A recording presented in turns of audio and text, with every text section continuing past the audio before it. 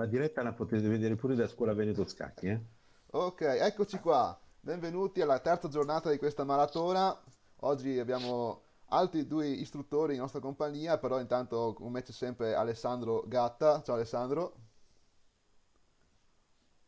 Ciao a tutti, ciao Matteo, ciao, ciao Alessandro, ciao Paolo. E appunto con noi altri due istruttori sempre della scuola Veneta Scacchi, però più precisamente del Valpolicella, che è l'associazione veronese, di cui uno di due è anche il vicepresidente, ovvero Paolo. Ciao Paolo. Ciao Matteo, ciao Alessandro e ciao Alessandro, ciao a tutte le persone collegate. E ciao anche a te appunto Alessandro Zangrandi. Ciao a tutti. Allora, come penso che anche Paolo, forse tu Alessandro mi dicevi, ma comunque avete dato un occhio alle partite in questi giorni, cosa ne pensate, a grandi linee? Oddio, io ho seguito da casa tutte e due le giornate precedenti, è un bellissimo torneo. Intanto complimenti a te, Matteo, e ad Alessandro Gatta per Grazie. aver organizzato questo evento e aver coinvolto tutto il Veneto. Ho visto ragazzi di tutto il Veneto, ho visto 80 partecipanti e una trentina del Vapolicella Scacchi, quindi molto molto felice e per questa cosa che ha avuto pieno successo dal punto di vista della partecipazione e poi anche grandissimi commentatori perché ho visto anche le persone che vi hanno affiancato in questi giorni, sono tutti bravissimi. Quindi c'è stato proprio, sia dal punto di vista del gioco che dei commenti e della diretta, è stato proprio carino. Ok, Grazie Paolo, noi da questa esperienza cresciamo di volta in volta, per cui condividiamo questo canale di comunicazione verso l'esterno, promozionale, e nello stesso tempo approfittiamo con le idee un po' di tutti per parlare di scacchi e non solo di scacchi, della cultura intorno agli scacchi. Quindi anche testimonianze come per esempio quella ieri molto particolare, molto interessante di Kenny e di Veronica e anche altre testimonianze che ci raccontano che gli scacchi hanno 10.000 sfaccettature.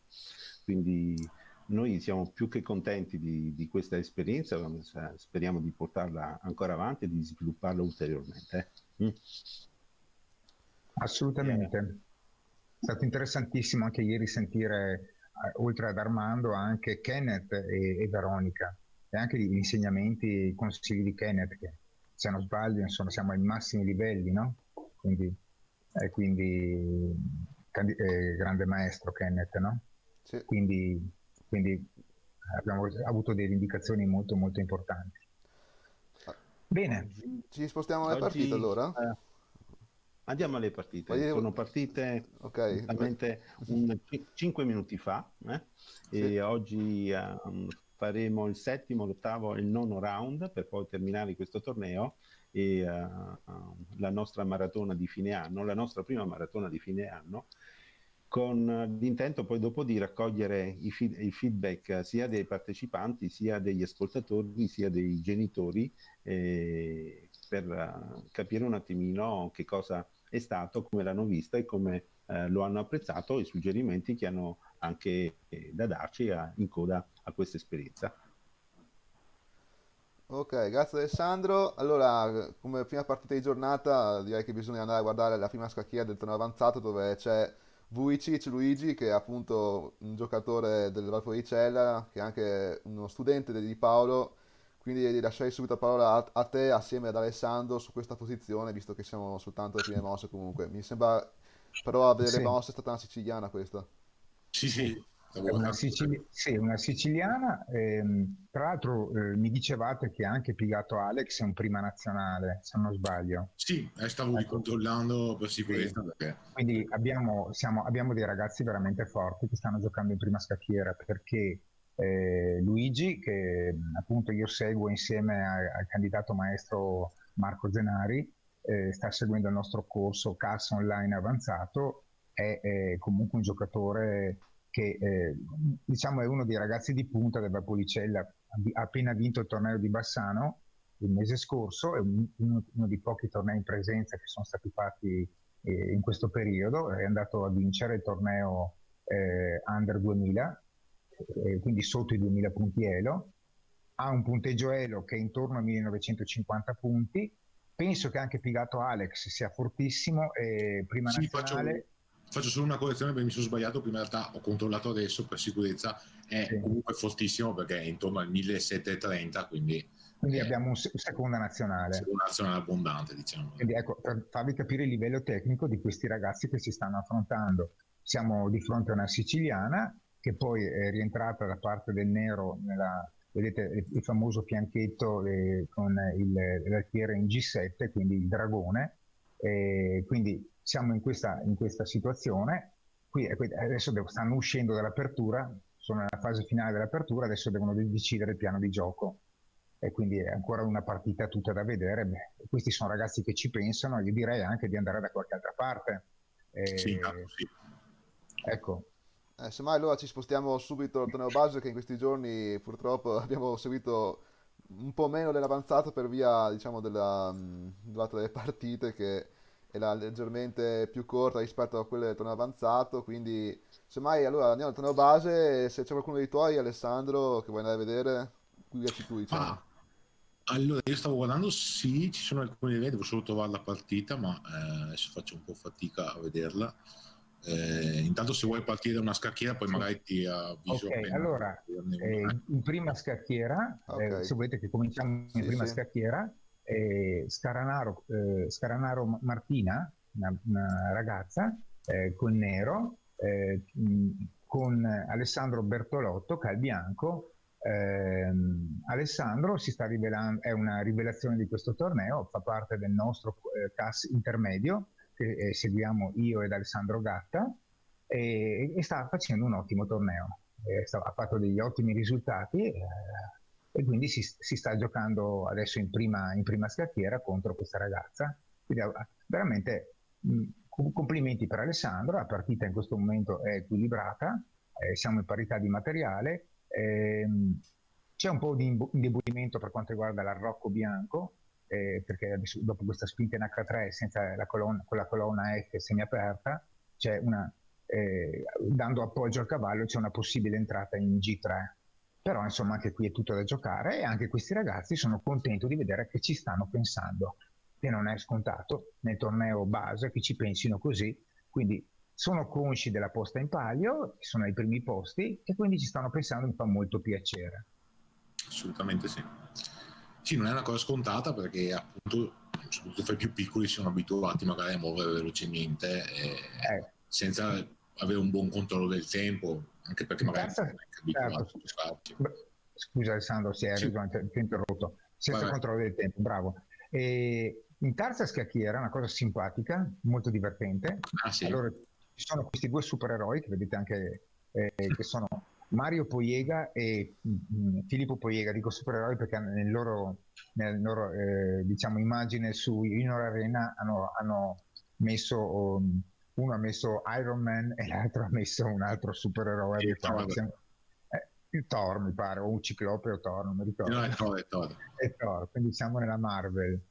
E la cosa simpaticissima di questa partita che sta avvenendo è che Mario e Filippo sono nella stessa camera, cioè sono in due stanze diverse, sono due gemelli, e si stanno giocando, sono in terza scacchiera, sono bravi tutti e due, sono seguiti da me e da Alessandro Gatta, hanno fatto dei progressi notevolissimi in questi mesi online. Loro hanno cominciato a giocare online, pensate, quindi praticamente è stato in quest'anno un po' particolare, hanno fatto tutto online. E la cosa divertente è pensare che adesso stanno giocando online per farci vedere la loro partita e partecipare al torneo, e sono in casa in due stanze diverse con due computer, no?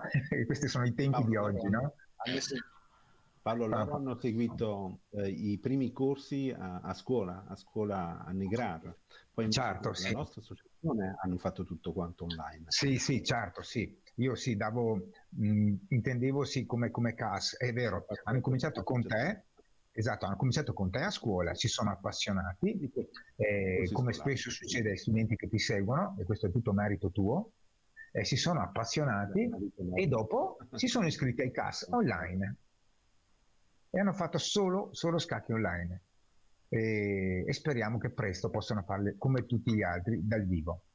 Ecco, allora questa era una cosa simpatica dei Poiega. Poi loro hanno anche aderito all'iniziativa estiva che abbiamo fatto, il campionato estivo, che era questa esperienza che abbiamo fatto partire dal precedente giugno fino a fine agosto. Abbiamo fatto un campionato di 11 tornei e che ha permesso a diversi giovani studenti di continuare a giocare a scacchi anche sotto l'ombrellone. In effetti questa era un po' l'immagine che condividevamo, proprio perché giocare a scacchi online ha i suoi inconvenienti, però insomma non necessariamente solo problemi. Ecco. E dove abbiamo e avete fatto le dirette per tutta l'estate, le dirette su YouTube per tutta l'estate, quindi è stato un lavoro grande che è stato fatto anche da te e da Matteo già quest'estate. Anche Alessandro Zangrandi mi è stata alla mia spalla tutta l'estate, quindi esattamente, Matteo e Alessandro Zangrandi come commentatori ufficiali permanenti, veramente bravi, bravissimi. Ecco, io volevo invitarvi a passare in settima scacchiera nel B, sì, perché c'è Formentin John, non mi ricordo più se è di Treviso, comunque è un forte giocatore, un ragazzo bravo che gioca bene. Mi pare forse, però ecco, non voglio sbagliarmi se è di Padova o Vicenza o Treviso. Non lo so neanche io sinceramente. Ecco, quindi molto bravo e sta giocando con Kevin Ronca. Ecco, Kevin Ronca, volevo segnalarvelo perché Kevin è un under 8 e adesso sta uscendo dall'under 8, però ha fatto a dicembre il torneo italiano online under 8 come miglior under 8 del Veneto ed è arrivato terzo a livello nazionale, quindi è un piccolissimo, è del Valpolicella, è un piccolissimo ed è stato uno dei piazzamenti più alti che abbiamo ottenuto come Veneto ai nazionali online. Quindi complimenti a Kevin e alla sua famiglia che lo sta seguendo tanto e gli ha permesso di raggiungere questo risultato.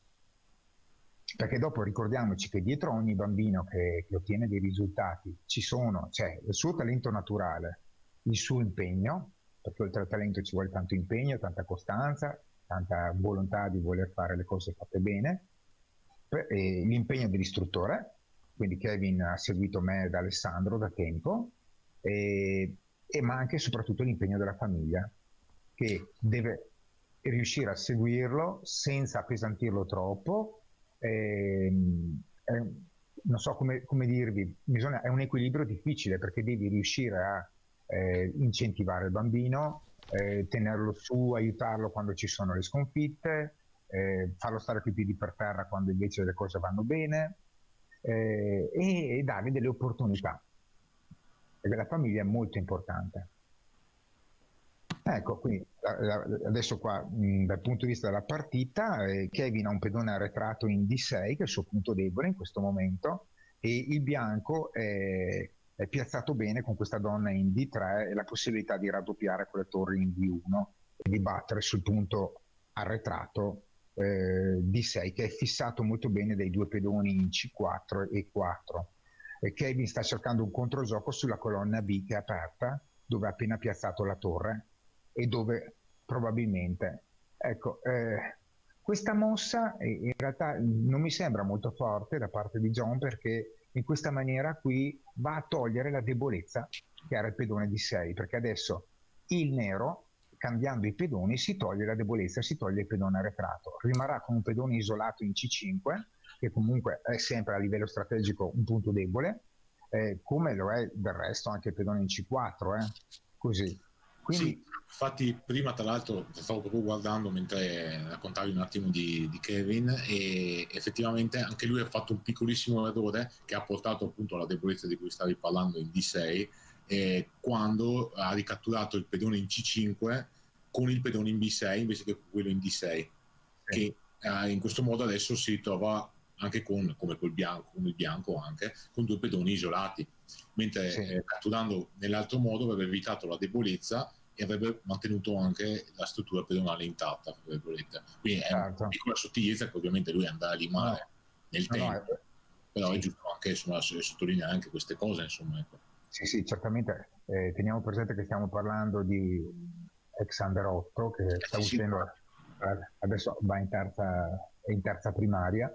Ecco, peccato questa mossa. Io avrei fatto torre D4 andando ad attaccare la donna e quindi ottenendo gioco sulla colonna D con la possibilità di raddoppiare anche le torri. Però va bene, lasciamoli sviluppare le loro capacità. Sono bambini che hanno... Ah, guardate cosa sta, cattivello John, vuole chiudere subito la partita John. Sì. Vediamo se Kevin è concentrato e vede il pericolo. Noi siamo in differita, quindi lo dico ai genitori, state tranquilli, abbiamo 2 minuti di differita. Quindi le nostre informazioni sono da una galassia lontana che dista più di 2 minuti. Ok, se ne accorge comunque. Sì, Kevin è stato attento, è sul pezzo, e quindi è andato a difendere la macchina. Zona F6 che ha giocato, probabilmente magari con l'idea anche di giocare torre di 2 per attaccare la Rocco, forse si schiude la donna e magari adesso vuole provare l'entrata di torre, visto che ha già possesso della colonna in questo momento. Sì, potrebbe entrare di torre, però adesso il bianco deve togliere la torre da A1, potrebbe triplicare sulla colonna E il bianco, e poi può giocare per la presa di pedone in C5. Quindi diciamo che io vedo più attivo il bianco in questa situazione. Quindi... Sì, no, quello sicuramente, ecco, sì. Però ecco, il controgioco del nero, ovvero è ovviamente la torre in D4, che dopo quella presa del pedone in C4, che il pedone è attaccato anche sia dall'alfiere che poi anche dalla torre. Ecco questa... sì. Ha offerto il fianco. Con questa mossa il bianco ha offerto il fianco e Kevin ne approfitta immediatamente con l'entrata di torre in D4, come dicevamo. L'ha posticipata e adesso diventa ancora più forte perché dopo il nero ha la facoltà di prendere sia in C4 che F4, dove preferisce. Ci spostiamo dall'altra parte nel frattempo. Sì, te Alessandro, hai trovato qualcuno dei tuoi nel frattempo? Io? Sì, allora stavo guardando, visto che c'è sulla scacchiera prima di questa c'è Alessandro, che è uno dei miei ragazzi, e poi ho visto che c'è Marco Ruin, che adesso non lo vedo più, ma c'è perché l'ho visto prima. È già finita, però Ruin ha già vinto. Ok, Marco ha vinto, perfetto. E quindi possiamo andare a vedere magari Alessandro, giusto per dare un'occhiata, visto che stanno ancora giocando. Sì, va bene. Gazzato. No, Alessandro visiona Elia. Ok. È la sesta. Ok. Dunque, vediamo. Qua c'è una qualità di differenza. Sì, anche di... Sì, diciamo che a parte il problema di sviluppo del nero che è rimasto con la torre ancora chiusa dentro, però il nero sta nettamente meglio qui. Sì, no, sicuramente. Perché qui è riuscito a, oltre alla qualità, 2 pedoni di vantaggio, 2 pedoni passati uniti, un gruppo di pedoni di cui 2 passati. Qua se non commette errori Elia dovrebbe portarla a casa questa vittoria. Sì, credo di sì. Non vedo attacchi immediati, anche se il re è un po' esposto e la torre in auto è bloccata, ma... Però noi sappiamo che adesso se il bianco si permette di mangiare il pedone, dopo c'è re di E7, re E7, e dopo si perde il pezzo. Però su questa c'è anche però adesso la presa di torre invece in C7, dove guadagna un pedone. Torre nera prende, poi dopo comunque il vantaggio è sempre per il nero. Il nero comunque alleggerisce tutta la situazione. Quindi. Sì, il nero anche perdendo un pedone nei cambi ha tutti i vantaggi a produrre dei cambi. Quando siamo in vantaggio di materiale, una delle prime cose che si insegnano insomma è che si cerca di agevolare i cambi. Quindi... Sì, anche perché tanto comunque rimane comunque con una qualità un pedone in più, quindi riesce a togliersi il problema degli alfiere. Sì, e in più 2 pedoni passati, tra l'altro, oltre che due pedoni passati che sono una falange macedone, vero? Sì. Che è la falange di Alessandro Magno questa. Si comincia a essere messa in moto. Va bene, qua allora Elia dovrebbe vincere se le cose vanno avanti così. Beh, possiamo ripassare dopo. Sì, certo. Magari possiamo andare un'occhiata anche là adesso, giusto per... il torneo, scusa, quello avanzato. Sì, infatti penso che adesso... Visto che qua ci sono veramente poche partite. Abbiamo lasciato la visuale sulla prima scacchiera dell'avanzato e qua ci siamo un finale veramente interessante di cavalli e un pedone di differenza. Quindi c'è Luigi che ha un pedone in più, però non è il più semplice dei finali da convertire questo. Adesso Luigi deve decidere se salvare il pedone in A2 o fare qualcos'altro, oppure cercare subito di crearsi un pedone passato, lasciare che il nero prenda in A2 e che ha deciso di difenderlo con A3. Adesso ci potrebbe essere cavallo D3 che va a attaccare il B2. Sì. Eccolo qua, cavallo D3 attacca il B2. Ok. B4, ok. Adesso il nero per andare ad attaccare C3 deve fare 2 mosse, quindi ad esempio cavallo C1, cavallo A2 e poi va a attaccare C3. Esatto. Però il tempo di entrare. Sì. Adesso ok, bisogna... I piani del bianco possono essere l'attivazione e la centralizzazione del re, che nei finali la centralizzazione del re è uno dei pilastri fondamentali. Quindi re 2 come prima mossa per poter entrare e cominciare a avvicinarsi per la difesa del pedone, per esempio. Sì, esatto. Re 2. Il nero probabilmente cercherà magari cavallo B2 e cavallo C4. Sì, cavallo B2, cavallo C4, sì, per dopo andare ad attaccare. Anche se con quella manovra, anche mangiando il pedone in A3, non riesce a crearsi alla breve un pedone passato. Esatto, infatti secondo me l'idea che ha il bianco è quella che anche lasciando il pedone, già prima di queste spinte, lasciando il pedone in A3, il nero perde dei tempi comunque per rifarsi di quel pedone lì. Quindi... un altro piano parallelo a quello di centralizzare il re è quello di crearsi un pedone passato in H, quindi H4, G4, H5 e dopo la presa questo che cosa comporta? Se centralizzi il re e crei un pedone passato sulla colonna H, tu obblighi il re nero ad andare in quella direzione per fermarlo e tu con il re bianco vai dalla parte opposta e fai strage. Esatto, ti immagini. Quindi il vantaggio in questo momento è del bianco. Ecco che la manovra che dicevate, eccola qua, così. Il vantaggio del bianco, chiaramente adesso va a perdere il pedone. È un bel finale, perché comunque un finale con i cavalli è sempre complesso. Un'altra cosa interessante da vedere è che un'altra debolezza del nero è questa, sono le isole pedonali. Che cosa sono le isole pedonali? Le spieghiamo anche per i genitori. Il bianco ha 2 isole pedonali, vedete? Cioè la prima isola è A3, B4, C3. La seconda isola è F2, G3, H2.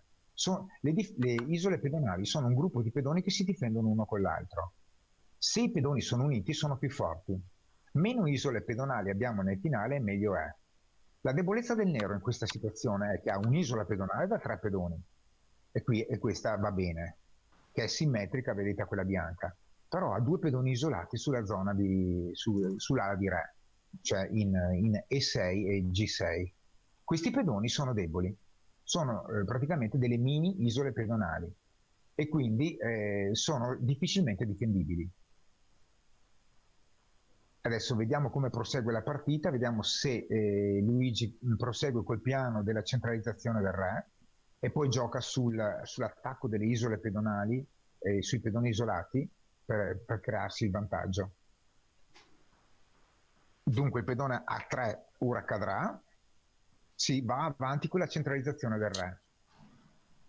A me è l'idea che piace di più, onestamente. Cioè, anch'io avrei giocato così. Anche se penso che presto o tardi H4 parte. Sì, no, sicuramente. Sì. Però adesso re D4, c'è la possibilità di entrare in C5 e tenere il re bloccato in difesa di quel pedone là, e il pedone in C6. Sì, sì, sì, sì, sì. Adesso vediamo un po', c'è l'entrata con re in D4 e poi C5. Anche perché poi comunque il nero deve trovare un modo di riportare in gioco il cavallo, perché adesso... Eccolo qua, eccolo qui. Adesso su questa ci può essere re D6 per cercare di evitare l'entrata. A questo punto il bianco può fissare il pedone in G6 con H4 e poi fare cavallo F8. Esatto. Allora G6, adesso un piano congruente per quanto riguarda il bianco per fissare definitivamente la debolezza in G6 è quella di fare H4 e poi cavallo F8.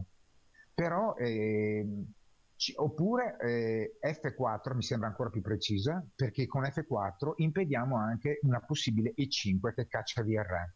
Sì. Quindi anche F4... c'è anche il problema di cavallo C2 magari adesso. C'è il cavallo C2, esatto, c'è l'entrata da dietro del cavallo che può dar disturbo. Il cavallo è un po'... cioè, secondo me è giusto F4 proprio per quel discorso lì, perché comunque si può continuare a chiudere la strada al re nero anche, oltre a evitare E6, anche se il re bianco dovesse... Ah no, invece va subito per... Ho capito, Luigi va immediatamente all'attacco perché ha capito che su G5 lui fa H4, Sì. fa una mossa d'incontro che crea il pedone passato immediatamente. Sì, è ancora più rapido di noi. Noi abbiamo agito un po' alla Petrosian, no? Sì. Abbiamo detto prima ti blocchiamo e poi facciamo la mossa, no? Che è un po' lo stile un po' ninzoviciano, no? Esatto. Blocco e poi andiamo sulla debolezza. Invece lui gioca dinamico, ha uno stile d'attacco Luigi e quindi va a attaccare immediatamente il pedone e su G5 c'è subito immediatamente H4. H4 crea il pedone passato. Sì, che sarà anche un bel problema perché appunto il cavallo in A3 fa fatica ad entrare velocemente. Adesso ci potrebbe essere lo scacco in C2 dove Luigi potrebbe fare re E3 per evitare, scusate, non può fare re E3, deve fare re D3 e dopo ci potrebbe essere un altro scacco. Forse re E4 meglio, no? O re E4, sì. Eccolo, adesso c'è la mossa. Questa, ho capito, vuole proprio mangiarselo col cavallo. Io avrei preferito H4, mi sembrava, vuole prendere il pedone senza perdere niente. Ma io qua Cioè, piuttosto avevo giocato, se dovevo muovere il cavallo, avevo giocato cavallo G6, perché almeno evitavo lo scacco e poi ci andavo io col cavallo in 5. E in caso andavo ad attaccare anche il pedone in G4, ma poi sono scelte queste. Sì, dopo sì. dipende anche Comunque ragazzi, adesso il pedone cade. Adesso su re D3 evita lo scacco di cavallo. Su questa adesso c'è comunque cavallo B1, c'è cavallo B1 che è un po' fastidiosa e ti obbliga a rientrare. Forse un po' più precisa, secondo me era re D3 che evitava anche lo scacco di cavallo e adesso c'è un attacco sul pedone immediatamente. Eccolo qua, bravissimo anche Alex, sì. Mm-hmm. Anche Alex bravo veramente perché va a fare tutte le mosse migliori così. E qui adesso è costretto a rientrare. Sì. Per carità, il pedone adesso cade. Sì, G4 comunque adesso non si difende.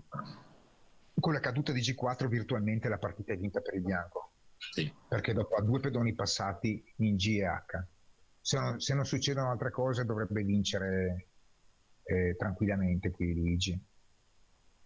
Anche perché il cavallo nero, se guardate bene, per rientrare in gioco deve fare A3 e C4, non ha altri modi per entrare in gioco.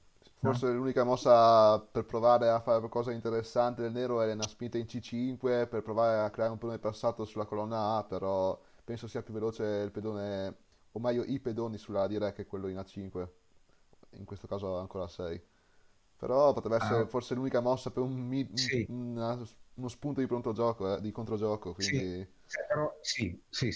Però tieni presente che il re bianco è dentro il quadrato e può rientrare a fermare i pedoni. Infatti comunque è difficile adesso gestire 2 pedoni in meno a una posizione del genere, quindi veramente...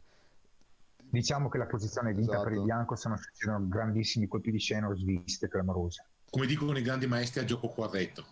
A gioco corretto, il bianco vince. Eccola, sì. Ci prova, ci sta provando. Giustamente. Vediamo... Ci sta provando. Intanto allora semmai passiamo alla seconda scacchiera che c'è un altro ragazzo, sempre dei tuoi, Paolo, che è dal nostro Christian, sempre con i pezzi bianchi contro che ne era Jacopo che diceva Alessandro essere una prima nazionale, anche lui? Jacopo non sono sicuro, adesso controllo, Ah, però vabbè, tanto ci metto un secondo. Guarda. più che Allora, altro intanto, volevo giusto far notare intanto la differenza di tempo di 11 minuti contro 3 che non è proprio il allora, più comodo delle allora, stazioni. intanto allora diciamo che siamo partiti con una francese variante Tarrasch con cavallo D2 alla terza mossa e C5 e per D5 e per D5 cavallo G3. Quindi proprio la variante Tarrasch classica. Siamo arrivati in questa situazione finale dove abbiamo a parità di materiale, diciamo che il nero ha il problema del nero in questo momento è quello che c'è il pedone isolato. Quindi c'è un pedone isolato, anche qui vedete che ci sono 3 isole pedonali per il nero e 2 per il bianco.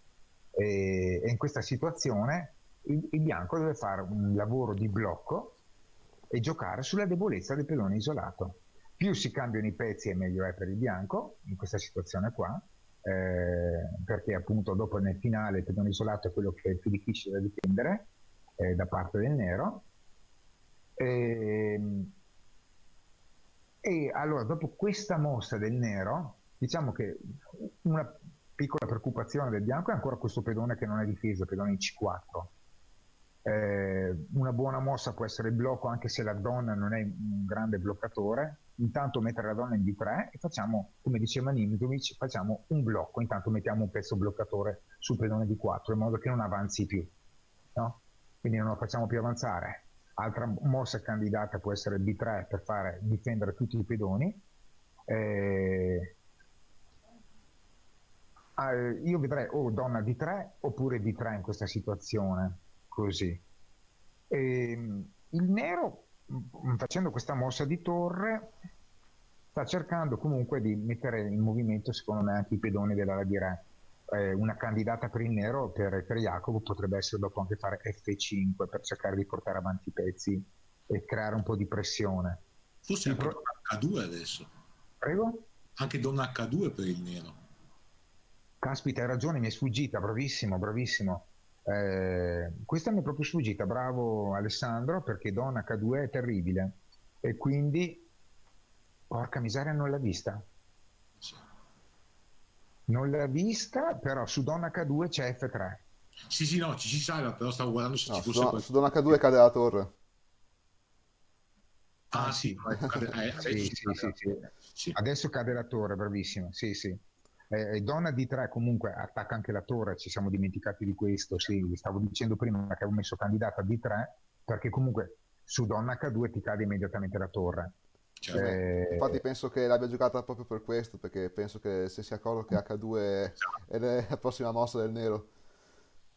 Infatti adesso, tra l'altro, una volta che hai fatto F3, che hai fatto Re F2 e poi fai G3, la torre non può più rimanere sulla quarta traversa. Era proprio quella che stavo guardando all'inizio, se valesse la pena di uscire, chiaramente di spingere un po' il pedone, indebolirsi un pochino alla Rocco per scacciare la torre, perché allora, in questo momento la torre è attaccata, no? Secondo me sì, lo puoi fare, anche se comunque il nero ha la difesa F5. La difesa F5 va a stabilizzare la torre nera e quindi dopo donna H2 diventa. Ecco che con questa mossa qui però il nero permette attenzione, ci sarà sempre donna H2 anche in questo caso. Se vai a prendere il pedone donna H2, a questo punto tu sei obbligato a fare F3, donna H1 scacco, eccola. Allora adesso il bianco è obbligato a fare F3, non ha molte chance se non questa, che comunque dovrebbe togliere i pericoli, anche se quella donna nera è molto fastidiosa in questa posizione. Sì. Ma più che altro una volta che entrerà nella prima traversa, dopo Re F2, se fa lo scacco, la donna sarà attaccata dalla torre bianca e quindi dovrà il nero spendere un tempo per riportare la donna in H2. Addirittura Sì. questa. Altro piano, ecco. Ok, vabbè, qui il bianco si può tranquillamente difendere con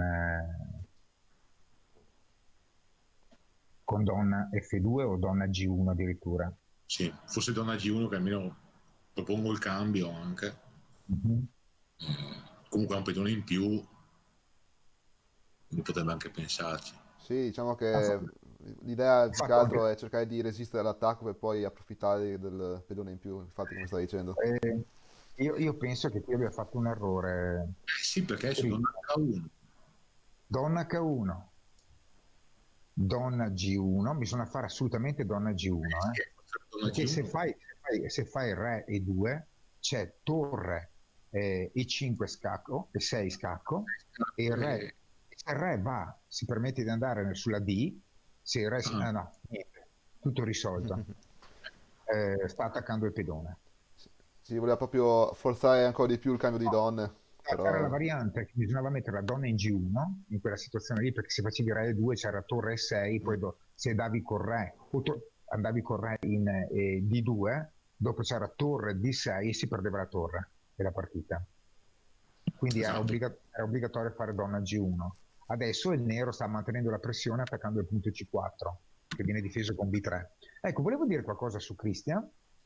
Christian è un ragazzo che sta facendo la prima liceo scientifico qui da noi in Valpolicella. È un ragazzo molto serio, non ha nessuna categoria nazionale, semplicemente perché non ha fatto tornei. Praticamente non ha avuto ancora l'occasione di fare tornei. Mi aveva chiesto, lui se la sentiva di fare il torneo internazionale di Verona in questi giorni, che però è stato eliminato a causa della pandemia. È stato posticipato a maggio. Ecco, lui, la caratteristica sua è che è un ragazzo che studia, gli piace leggere i suoi libri di scacchi, viene a fare il corso anche lui avanzato con me e con Marco Zenari, candidato maestro Marco Zenari, ed è veramente un ragazzo che ha delle ottime potenzialità, ottime. Ecco che il nero comunque gioca in maniera attiva. Jacopo sta cercando veramente di tenere sotto pressione il bianco, sta giocando molto bene. Adesso forse una delle mosse migliori potrebbe essere re G2, che così lo difendi, lo metti a contatto coi pedoni, e lui e la donna difendono, ecco che l'ha fatta. Re G2 vanno a difendere entrambi i pedoni e poi abbiamo un'ottima difesa della seconda traversa. Ok, quindi qui c'è da combattere, è una partita, perché un finale di torre e donna così con un solo pedone di vantaggio è tutta da combattere questa partita. È che un bel vantaggio però, perché se guardiamo il tempo... sì.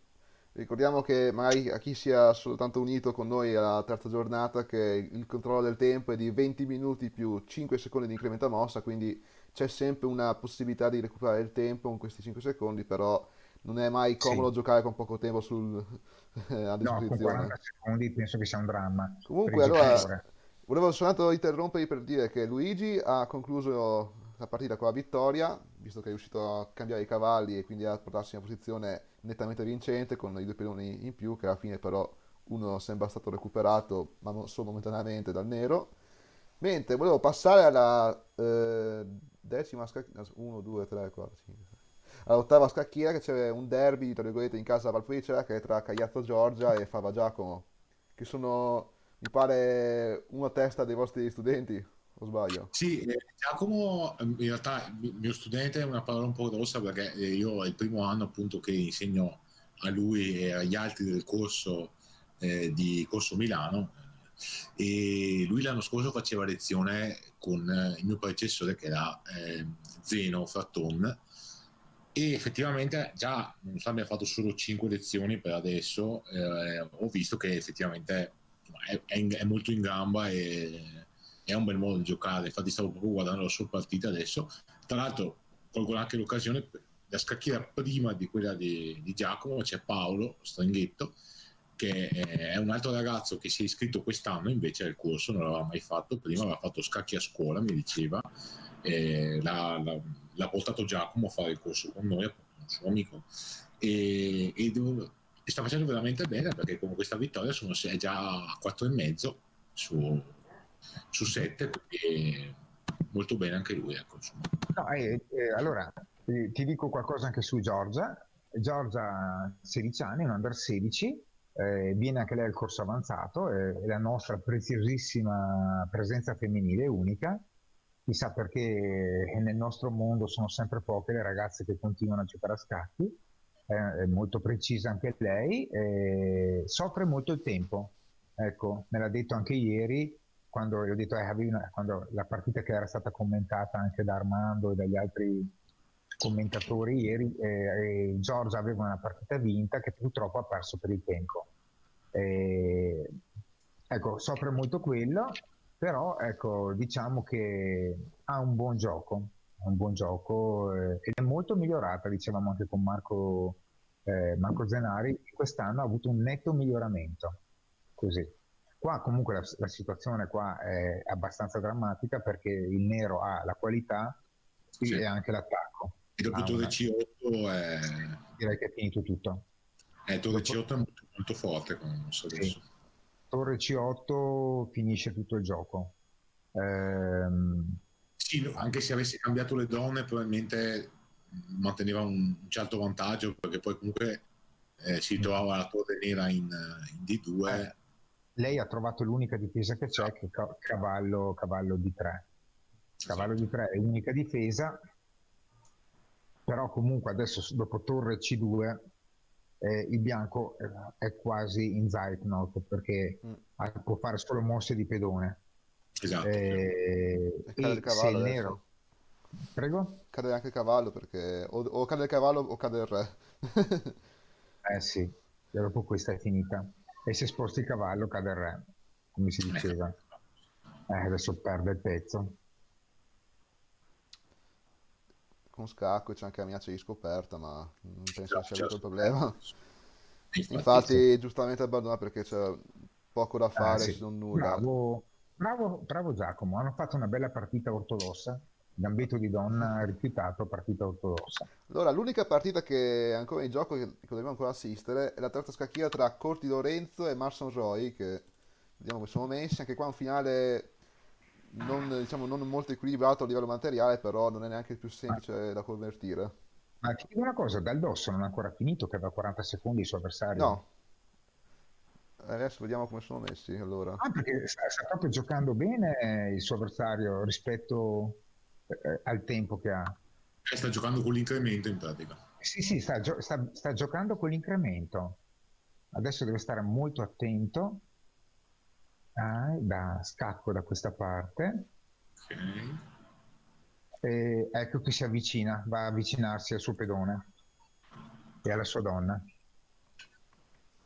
Chiaramente adesso, quando il nero esaurisce gli scacchi, eccolo qui, ok, se volete andiamo nella terza, però Sì, era bello, era vincente questo. È finita in patta la terza. È finita patta? Sì, è appena finita in patta. Strano, perché secondo me c'è una possibilità di vincere qua per il bianco, non so perché abbiamo pottato, almeno personalmente. Il materiale bene o male è pari, perché è vero che ha una qualità in più, però il nero ha 2 pedoni in meno, quindi... Sì, secondo me, anche se appunto aveva qualità in meno il bianco, secondo me è più... Sì, forse è giusta anche la patta effettivamente, perché il materiale del bianco alla fine è inferiore, però la posizione è veramente incerta, secondo me. Bisogna essere molto precisi, ma comunque metti che una patta penso che ai fini della classifica sia buona per entrambi. Forse è stata una ripetizione di mossa. È la terza, vediamo un attimo. Sì. La situazione qui. E nel frattempo Christian ha vinto comunque. Sì. Ok, sì, non c'erano più scacchi, ho visto. È riuscito a cambiare le donne e aveva un pedone in settima, quindi andava a promozione la mossa dopo. Ma scusate, ma con questa mossa il nero deve dare la torre sull'alfiere, vero? Sto guardando la terza scacchiera, Sì, Corti, infatti. Roy. Dopo questa bella mossa del bianco che ha fatto Lorenzo, dopo la mossa di Lorenzo, Roy, per parare lo scacco, deve mettere davanti la torre. Sì, O Oppure sacrificare... sacrificare la torre sulla tira, perché non può permettersi di muovere il re. no, però Perché aspetta, no, è H6, torre H8, torre H7. è G5. Ah, è G5, è vero. Che matto. G5 è nato. Sì. Quindi è incredibile che abbiano fatto patta.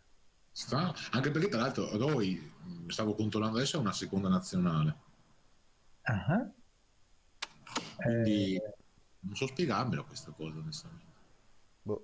Si vede che se andava bene così, loro magari hanno deciso l'hanno concordata, che ne sappiamo. No, I giocatori di scacchi hanno questa esatto. facoltà della no, patta perché per accordo. il nero è qua, cioè, come abbiamo visto, il nero è costretto a lasciare la qualità e ha 2 pedoni in meno. Ha 2 pedoni in meno perché in questa variante qua il nero deve dare la torre sulla fiera, il Sì. bianco prende e qui dopo abbiamo il bianco con un pedone passato, quindi 2 pedoni in meno di cui uno passato. Uno recupera forse in C3 perché se non c'è più l'alfiere dopo può recuperarlo, però comunque rimane con un pedone passato il bianco. No, ma diciamo che se tu devi dare la torre sull'alfiere, questo non c'è più in C3, va in D4, no? E quindi e dopo ti trovi con questi 2 pedoni, la torre ce l'hai qua ancora, capito? Cioè devi andare... Scusa, io pardon, io non pensavo torre per alfiere, pensavo torre F6 nella mia testa, per quello. Torre F6 secondo me è ancora peggio, nel senso che ti faccio scacco in E7 e tu perdi una torre secca. Esatto, sì, infatti no, io stavo pensando a quello, infatti dicevo perdi la torre secca. No, perdi la torre secca, con la torre F6 perdi la torre secca dopo lo scacco in E7. L'unica speranza del nero era dare la qualità, però dopo si trova con 2 pedoni di cui uno passato uniti, uno passato finale vinto per il bianco. Vabbè, magari sono degli amici che hanno concordato la patta perché avevano pensato tra gentiluomini del nobile gioco è sempre possibile fare patta, anche in situazioni, quindi non ci mettiamo il naso, va bene, Infatti. magari loro sanno perché hanno fatto patta. Esatto. Certo, sì, infatti. Comunque Va con questa bene. partita sono finite tutte le partite del torneo avanzato del settimo turno e anche nel Basa nel frattempo sono finite tutte le partite del settimo turno. Ci confermi Alessandro Gatta? Ah, no, non è presente al momento. Va bene. Comunque allora Pausa. rimandiamo, sì, mandiamo i ragazzi in pausa che ci risentiamo alle ore 16 per l'ottavo turno, se c'è qualcosa da dire nel frattempo, se no andiamo in pubblicità, per modo di dire. Direi solo che ha vinto anche Daniele. Manteniamo l'ora precisa per la partenza del prossimo turno, così come abbiamo fatto ieri e l'altro ieri. Sì, assolutamente. Ok. Allora Benissimo. noi nel frattempo andiamo in pausa pubblicità, quindi ci risentiamo tra una decina di minuti. A più tardi. Va benissimo.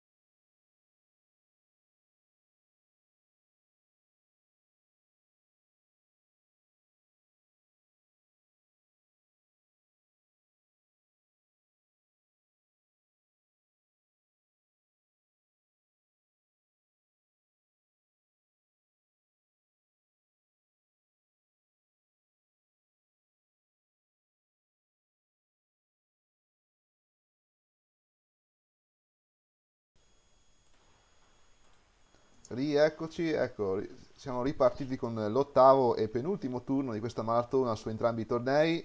Volevamo partire questa volta dal torneo base, visto che ci sono un bel sacco di partite interessanti. Facciamo una panoramica su tutte le scacchiere, o meglio quelle che riusciamo. Partiamo dalla prima che vede in gioco, allora, adesso dico meglio, Scarnaro Martina Martina contro... e Ele Riccardo Antonio. Esatto. Allora, ok, sono partiti con una E4 di 5, quindi un gambetto danese, no? 4 di 5, anzi, correggetemi, scandinavo, no? Sì. La Sì. scandinava, quindi hanno fatto la scandinava. Però qua Ha cade la donna. Il nero ha perso la donna, colpo di scena tragico per il Subito errore per prime mosse, allora già partita compromessa. Martina ha una partita tutta in discesa. Possiamo andare a vedere sì. la seconda. Poi Filippo contro Piccoli Valerio, anche qua una semplice italiana a specchio, quindi molto tranquilla. Sì.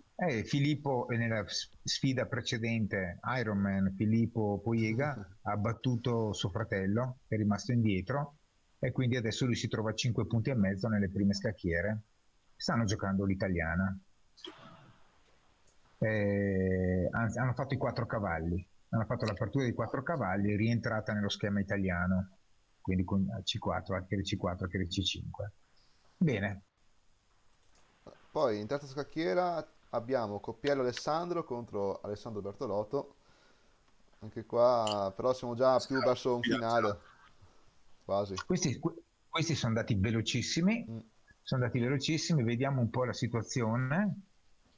Wow, allora adesso qui il bianco sta attaccando la donna con cavallo G5, situazione dove comunque il bianco mi pare che abbia la qualità, se non sbaglio. Anche un pedone, sì.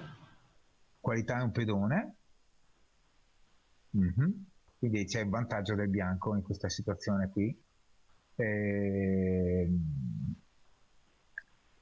Adesso su questa si cavallo cattura in H7, cavallo va a catturare in H7, il nero cattura in D3. Sì, e per D. E per D, no? Potrebbe anche permettersi il bianco D per Re, volendo, a finezza, però non so quanto sia vantaggiosa.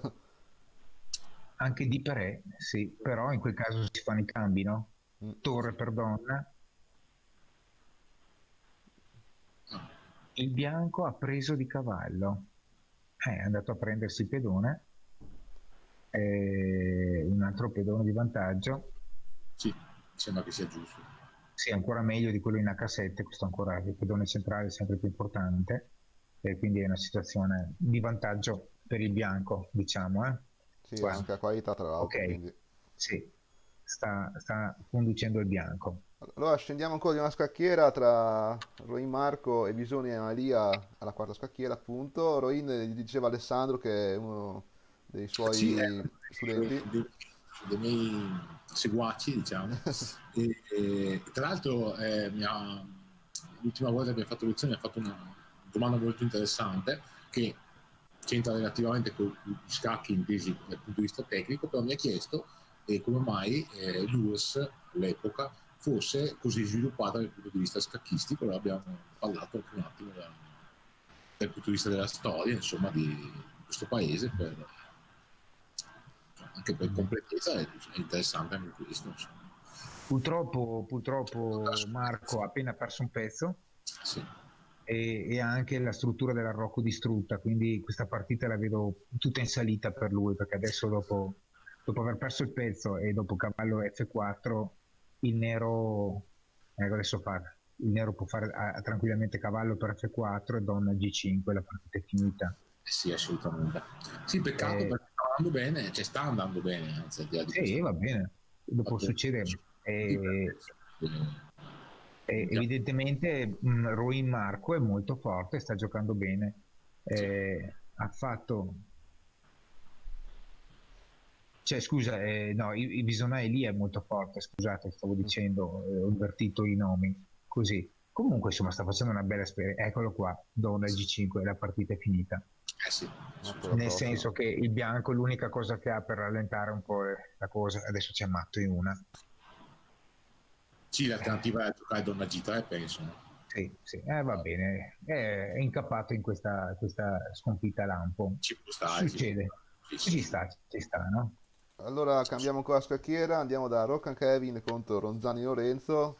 Anche qua c'è una coppia di alfieri contro una coppia di cavalli, però quell'alfiere di Camposcuro adesso la vedo male per lui.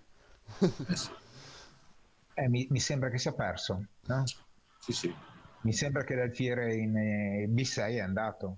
Non a casa, e quindi adesso il bianco dovrebbe guadagnare un pezzo. Non vedo controgiochi significativi da parte del nero, benché la Rocco bianco sia debole, non ci sono attacchi immediati. Quindi ecco, alla fine ha posizionato l'alfiere in modo da... pensavo che si prendesse almeno il pedone in C5, sta giocando in modo tale da fare la spinta, vuol fare la spinta di pedone per creare un attacco. In realtà però questa cosa non funziona, perché se fa la spinta di pedone, a parte che la spinta di pedone può essere bloccata subito col cavallo, se fa la spinta di pedone c'è cavallo per E3. Però sapete cosa è successo? È successo che ha tolto la donna Kevin dalla seconda traversa, dove era importantissimo che la donna facesse la difesa della seconda traversa. Adesso non può assolutamente catturare, è obbligatorio fare F3, altrimenti la partita è persa immediatamente con scacco matto in G2 di donna sostenuta dall'alfiere, e quindi adesso unica chance di resistenza è quella, ha preso col cavallo, però adesso non va bene neanche questa, perché perde un pezzo. Sì, torre per adesso c'è torre per, non si può riprendere né col pedone né con la donna, perché c'è matto immediato. Peccato, perché aveva una bella posizione, però deve fare esperienza anche Kevin. Però pian piano, anche se ha perso il pezzo, rimangono comunque in parità di materiale. Allora. Sì, sono in parità di materiale. Certo, il nero sta meglio secondo me qua, però comunque quella torre lì è inchiodata adesso, come adesso. Sì, allora guarda, era meglio in questa situazione qua? No, c'era solo questo da fare, F3. Sì, il nero sta nettamente meglio, perché guardate la struttura pedonale del bianco sull'ala di donna. Adesso c'è la comoda donna per C5 con la minaccia di scoperta dopo, scoperta di torre. Sì. Quindi adesso viene comodissima donna per C5 che difende ulteriormente. Che peccato per Lorenzo. Non è nostro, ma mi dispiace per lui, veramente. Mi dispiace per Lorenzo, perché questa svista lo porta a perdere la partita immediatamente. Ha perso la donna, aveva la comodissima donna C5 e stava molto meglio. Sì, adesso perde anche la torre adesso. Mamma mia, quando cominciano le sviste purtroppo è così.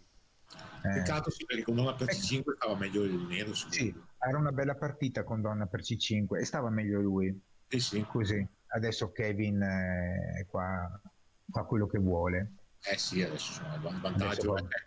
Adesso fa le minacce di scoperta, può andare giù, adesso tira fuori le torri, finita la partita, è finita, possiamo guardare qualcos'altro. Sì. Andiamo alla scacchiera successiva, anche qua un altro scontro tra compagni di associazione, tra Mattia Girelli e Mario Poiega. Più che altro volevo fare un piccolo appunto del fatto che ci siano tante partite ogni turno tra giocatori del Valpolicella, anche diciamo scaturito dal fatto che sono tanti gli iscritti in questi due tornei. Li avevate contati proprio prima di iniziare questa giornata? Quanti sono in circa? Sono più di 30 su 80 partecipanti. Valpolicella ne ha portati 30, più di 30, perché dopo c'è anche qualcuno che faceva i conti, Alessandro Gatta, che c'è anche qualcuno che ha fatto i corsi soltanto a scuola.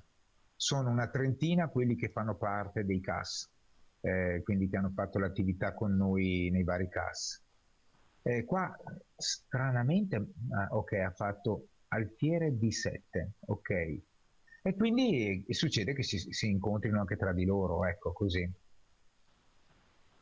Sì, una buona partecipazione. Siamo stati anche aiutati dal tempo, che proprio tra il lockdown e il brutto tempo non c'è niente di meglio che fare una bella partita a scacchi. Così. Quindi diciamo che questa situazione ci ha anche un po' aiutati nella realizzazione del torneo, però è stata veramente una bellissima idea, Alessandro Gatta, quella che hai avuto con Matteo Volpi, di coinvolgere tutti i ragazzi del Veneto e gli istruttori del Veneto in questa attività post natalizia, facendo qualcosa giusto per per loro. mantenere vivo l'interesse anche in questo periodo di niente tornei, più che altro per evitare che appunto, cioè l'obiettivo era ovviamente tenere vivo un po' la competizione, ecco, perché ci sta a giocare online, però se non è un torneo non è mai la stessa cosa, anche se online, però il fatto di giocare un torneo dà sempre quell'emozione in più di dire se vinco, proprio il fatto di vincere un torneo è diverso che vincere una partita online. Beh, Come... semplicemente Sì. anche pensare che non tutto è negativo, ci stanno degli aspetti positivi, sempre la filosofia del bicchiere pieno a metà e a metà vuoto, no? Quindi Mhm. siamo a casa, siamo bloccati, c'è la possibilità, la tecnologia che ce lo permette e sviluppiamo qualche cosa nella direzione che ci è permesso fare. Certo, certo. Che ne dite ragazzi se andiamo a vedere cosa succede nell'avanzato? Va bene. Sì, chiata anche di là, dai. Tra l'altro nell'avanzato abbiamo, come dicevamo prima, la sfida fra Daniele Mai e Luigi Vujicic. Oh, caspita. Sì. Allora parliamo anche di Daniele. Allora, Sì. Daniele ha fatto per anni parte del mio gruppo, dell'avanzato. È un ragazzo che mi pare che adesso abbia compiuto 17 anni, tra i E sì, 16, 16. 16 anni, scusa, 16 anni, quindi ha un paio d'anni più di Luigi. Ehm, Anche lui mi pare che sia terza nazionale. E la cosa bella di Daniele è che è anche un fortissimo atleta in atletica leggera. E mi pare che la sua specialità sia gli 800 metri, dove gareggia con i migliori del Veneto. Quindi lui ha un po', diciamo, limitato l'attività scacchistica perché sta facendo anche atletica leggera. E questo è un consiglio che io do a tutti i genitori, allora che è un po' la filosofia che io e anche Alessandro Gatta proprio trasmettiamo, è quella mens sana in corpore sano. Cioè il consiglio che do io a tutti quanti è che di far fare un'attività mentale ai ragazzi e un'attività fisica. Cioè uno sport va benissimo, e uno sport della mente, poi qualcuno invece sceglie la musica, sceglie la danza, sceglie qualcos'altro, che sono gli scacchi per esempio. Riuscire a fare tutte e due le cose, magari chiaramente dopo ci sono quelli che fanno soltanto scacchi perché stanno facendo dei risultati tali per cui l'impegno è totalizzante, ma se invece vogliamo un po' fare una cosa equilibrata, io la consiglio tanto, che è un po' quello che ho fatto io nella mia vita, perché io ho avuto due grandi passioni. Ho avuto la passione degli scacchi da piccolo, tra la quinta elementare e la prima media ho cominciato a giocare e avevo la fortuna di avere un circolo degli anni 70, era l'epoca di Bobby Fischer contro Spassky a Reykjavik nel 72, e in quegli anni lì c'era un bel circolo proprio vicino a casa mia, quindi appena finivo i compiti, certe volte quando non li avevo ancora finiti, andavo a giocare, andavo a giocare con gente di tutte le età. E l'altra grande passione è stata il rugby, nel Cus Verona, quindi dopo in Serie C, Serie B, nelle giovanili prima, quindi io ho fatto un po' uno, un po' l'altro, no? Chiaramente gli scacchi hanno un grande vantaggio, vero ragazzi? Li puoi giocare tutta la vita. Il rugby Sì. quando arrivi a 30 anni, 35, è meglio lasciare lì. Io consiglio di lasciarlo lì, perché insomma gli old che li ho visti giocare, sono andato anche io qualche volta, erano più le fratture che di quelli che rimanevano interi. E invece gli scacchi, la cosa bellissima degli scacchi è che è un'attività che puoi portare avanti tutta la vita. Quindi il consiglio che diamo ai genitori, anche come educatore, che è il mio lavoro, al di là degli scacchi, come educatore professionale, è quello di cercare di fare tutte e due le attività. Ecco, allora qua intanto vediamo un po' come se la stanno cavando, perché Daniele non ha per niente una brutta posizione. No. Luigi adesso sta cercando di contrastare quell'alfiere che ha una diagonale molto forte, e quindi ha spostato il cavallo perché cambierebbe secondo me volentieri il suo cavallo per quell'alfiere.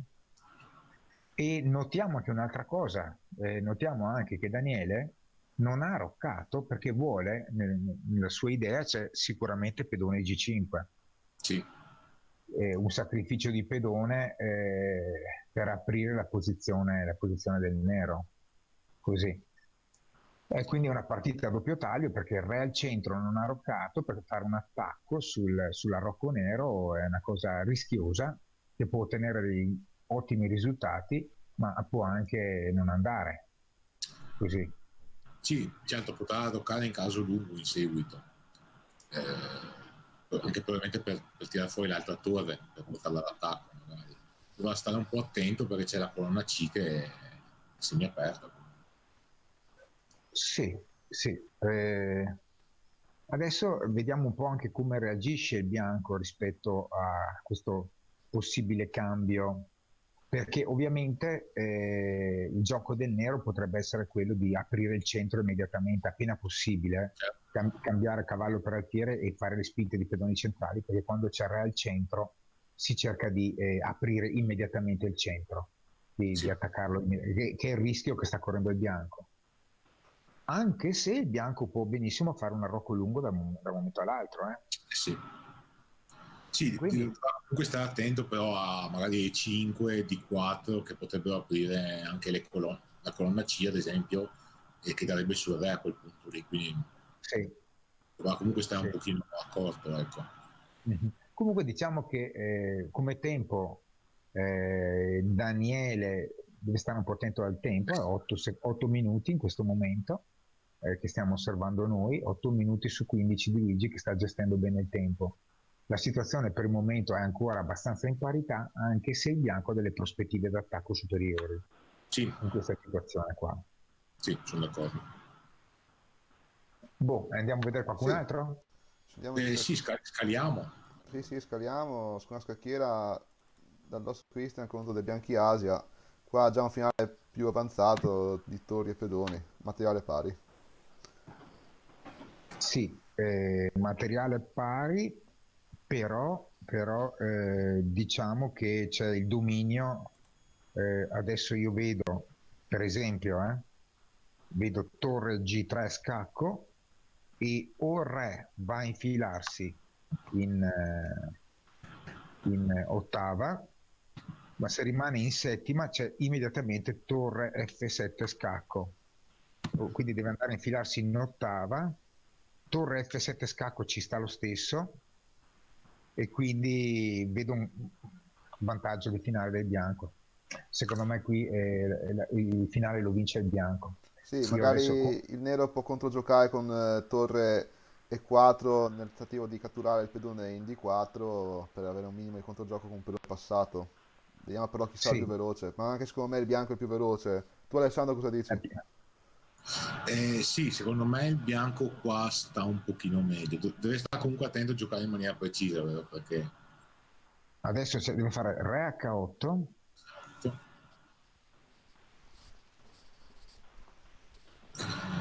Allora sì, però vedete anche su torre 4, se ti faccio torre G4 io difendo il pedone e comunque dopo una torre in settima ho una torre in quindi adesso su torre F7, torre 4, torre G4, torre D e 8, comunque io mantengo, comincio a mangiare e comincio a mangiare due pedoni. Dunque, però vediamo un attimo allora la continuazione. Torre G4,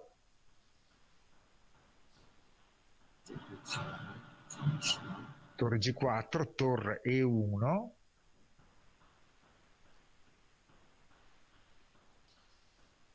beh, allora partiamo dal presupposto che comunque il bianco volendo avrebbe anche il perpetuo adesso, come adesso. No, ma il bianco gioca per vincere. Sì, allora, il bianco gioca per vincere sicuramente, però da lì può cominciare a ragionare più. Io avrei fatto torre G4, non avrei permesso il pedone passato al nero, perché quel pedone passato centrale mi preoccupa adesso. Su torre G4 avevo visto la variante vincente per il bianco, che era su torre E1 andare con la torre in D7 e dopo i cambi di torre catturavo io per primo il pedone. Invece, quindi la variante vincente era torre G4, Purtroppo Christian non l'ha vista, o brava Asia e bene Asia che mi sta giocando bene invece. Asia, mi dicevate che categoria è della Veronica Asia, vero? È 1600, sono appena andato a controllare sul sito della FIDE, è 1627. Caspita, brava. Sì. Adesso mi sembra obbligata mi sembra obbligata B3 da parte del bianco, perché su B3 C per B3, A per B3. Sì, però a questo punto il bianco può ancora vincere. Allora, il bianco può ancora vincere, però il nero, Asia, è stata bravissima perché si è creata un pedone passato, per il momento ha arretrato in D5, però si è creato un pedone passato, quindi si è creato un fortissimo controgioco. Ma infatti è quello che penso, cioè a questo punto il bianco che giocherà ancora per vincere, o a questo punto proverà a cercarla qua. Ma io, se fossi al posto del bianco, adesso farei sicuramente B3, perché con B3 perlomeno cambio un pedone e, quindi, e mi creo il pedone. Oppure, se vuole la patta, se vuole giocare sul sicuro, fa questo, e adesso basta che metta la torre in G7 e la partita è fatta per ripetizione di mosse. Allora, attiro un attimo l'attenzione, abbiamo un ospite di tutto riguardo, sì, che a breve si connette e abbiamo modo di salutarlo in diretta. Si tratta del CEO di Premium Chess, la società proprietaria di Junior Arena, che ci sta ospitando per questa iniziativa, questo evento sui 3 giorni, Carlo Stellati. Ecco, ora a breve si connette e avremo modo di parlare e salutare. Ecco, Carlo. Buongiorno a tutti. Mi vedete? Buongiorno, dottor Stellati. No, allora, il dottore va tolto subito e anche lo Stellati, rimane solo Carlo. Buongiorno Carlo. Buongiorno Carlo. Buongiorno a voi. Sono veramente affascinato a guardare quello che state facendo. Bene, un saluto a voi e un saluto a tutti i genitori che sono collegati naturalmente. E ho chiesto oggi pomeriggio ad Alessandro come andava e lui mi ha detto: se vuoi venire a fare un saluto fallo pure. Io ho accettato ben volentieri. Poi ho fatto un piccolo commento in chat sul concetto di mens sana in corpore sano. Alessandro mi ha detto che lui è un disco rotto. Io devo ammettere che, come tutti, io ci provo con mio figlio ma non ci riesco, quindi, rimanendo sul latino, nemo profeta in patria, giusto? Sempre. Con mio figlio non riesco a fargli passare questo concetto.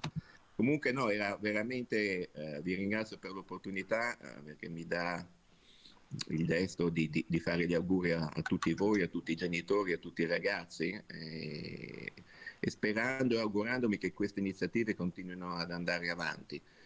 Noi non vediamo assolutamente la parte online in competizione con il gioco a tavolino, ma per noi deve essere una logica integrazione. Con Luigi Maggi, che è il nuovo presidente eletto pochi giorni fa, c'è una sintonia totale, e quindi speriamo di poter dare insieme alla federazione una serie di informazioni, una serie di servizi molto molto interessanti per tutti. Così magari cominciamo il 2021 con una marcia diversa in tutti i sensi. Volevo dire solo questo, e quindi rinnovare i miei auguri a tutti voi e farvi i complimenti per l'ottimo lavoro che state facendo.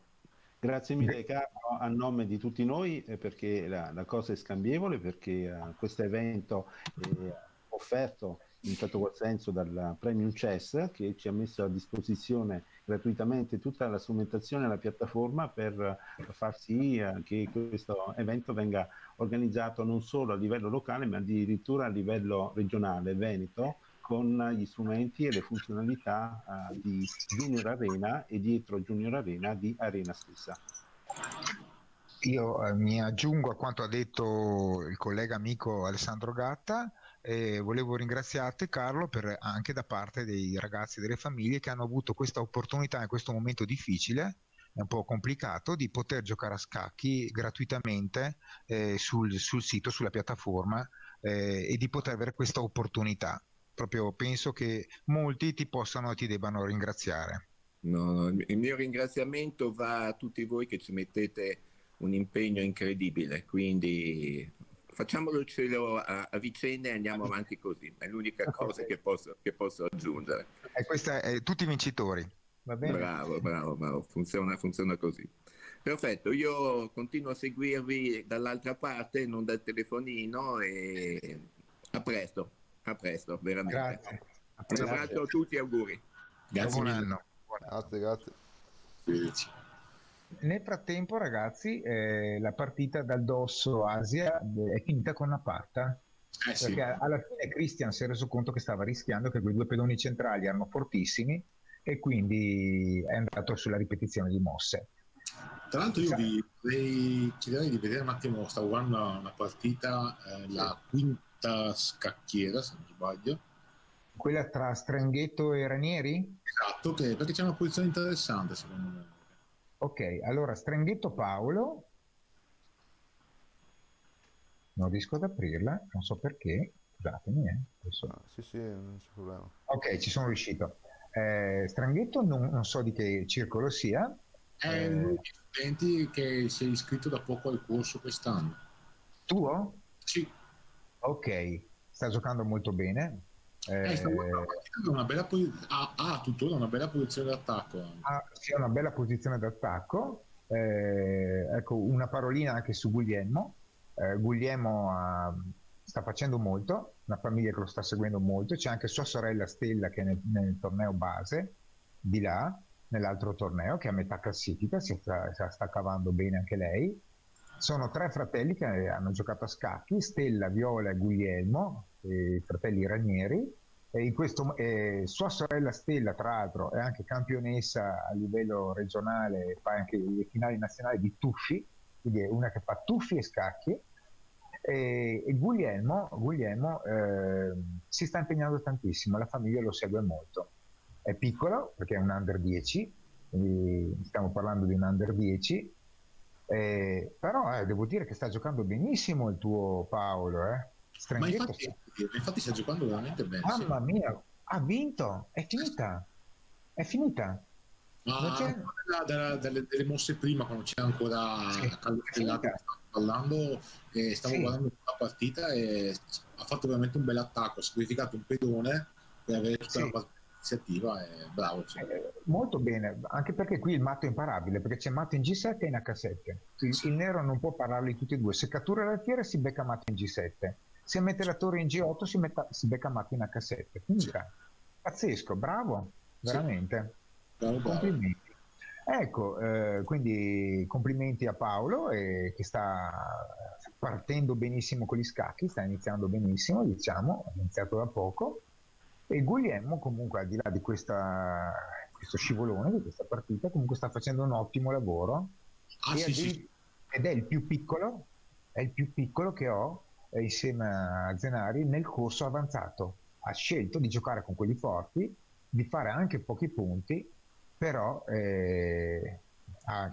è reso conto che adesso comunque prende matto in H7 e da giocatore esperto dice abbandono prima di vedere il matto. Ok, volevo fare un salto alla prima scacchiera, ritornare alla prima scacchiera tra Mai e Vujicic, perché potrebbe essere decisiva qualora vincesse Luigi per il torneo avanzato, perché sarebbe l'ottava vittoria in 8 partite e avendo già un punto di distacco sul secondo, adesso controllo meglio mi pare, potrebbe essere diciamo già quasi un primo posto assicurato, a meno che non succeda qualcosa di strano all'ultimo turno, ovvero una sconfitta di Luigi, la vittoria del secondo, che in questo caso è Christian, e magari il Buchholz che premia Christian, però intanto... Perché Christian ha pattato, quindi se Luigi vince questa ha vinto il torneo. Giusta osservazione allora, sì, allora vediamo fino in fondo questa partita, anche perché adesso Daniele è a corto di tempo, ha solo 2 minuti contro i quasi 11 di Luigi. Però la posizione è promettente per entrambe le parti, più per il nero però, a quanto pare. Io direi nettamente per il nero, perché guardate l'alfiere bianco. Sì, infatti. L'alfiere bianco è l'unica speranza che ha è di andare in H4, ma il nero probabilmente non cambia. quindi il C7 tiene la diagonale. Tiene la diagonale, e poi ecco, il bianco ha un po' di controgioco sulla colonna H, quindi va la torre in H1, però non può mai andare in H8 perché c'è la difesa dell'altiere, quindi c'è l'altiere che tiene la diagonale, quindi l'entrata potrebbe, sì, però cercare di togliere il cavallo da lì, cavallo F3 e donna H2, sì, e fare un'entrata dinamica in H7 con la donna. Però dopo la fuga in F8 del re, esatto, che dopo comunque H8 è tenuta, quindi sì. Sì, invece gioca tenta di giocare di scoperta facendo E4 perché vede donna e cavallo e quindi vuole inchiodare il cavallo facendo E4, quindi sta tentando questa cosa, però adesso vediamo un po' che cosa può fare il nero. anch'io stavo pensando a donna B5 per magari giocare cavallo B3. Sì, cavallo, sì, cavallo D3, comunque... Sì, bisogna spostare un'altra volta l'alfiere, il cavallo però diventa dominante. Sì, ma anche cavallo A4 Cavallo è terribile. sì, perché dopo il pedone in B2 è inchiodato. Sì, infatti. E quindi dopo puoi andare a catturare impunito in C3. Esatto. Quindi anche cavallo A4 è un... E tra l'altro poi una volta che è catturato in C3 ci sono 3 minacce su B2 con solo 2 difensori, quindi lì diventa un po' complicato difendere tutto. E comunque la partita adesso è vinta per il tempo perché a 40 secondi, non so se Daniele si mette a giocare super lampo con una freddezza inaudita e riesce a tenere questa posizione così, ma io adesso su cavallo A4 vedo dei grossi pericoli per il bianco. Sì, più che altro anche perché il bianco non è che abbia questi controgiochi. Ha spostato il re, ha detto preventivamente vado a togliere il re da questi giochi. Può stare, sì. Oddio, adesso il mio potrebbe anche cominciare a pensare di spingere i pedoni. Ma può anche pensare lo stesso cavallo A4 sacrificare il cavallo in C3, perché dopo la presa in C3 prendo di torre, certo, e quindi attacco la donna e di scoperta c'è lo scacco sul re. Ma anche direttamente con l'alfiere che dà scacco costringendo il bianco a dare la donna per l'alfiere. Sì, quindi cavallo A4 secondo me è fortissima. Sì, lo stesso. Infatti l'ha vista, Luigi l'ha vista. Naturalmente non stiamo parlando, Luigi non ci sta sentendo, siamo in differita. Siamo in differita di più di 2 minuti, penso, no? Sì, 2 minuti è abbondante, minimo. Qui adesso il tempo si sta esaurendo, adesso c'è questa buona come difesa, però aspetta, vediamo un attimo, prende.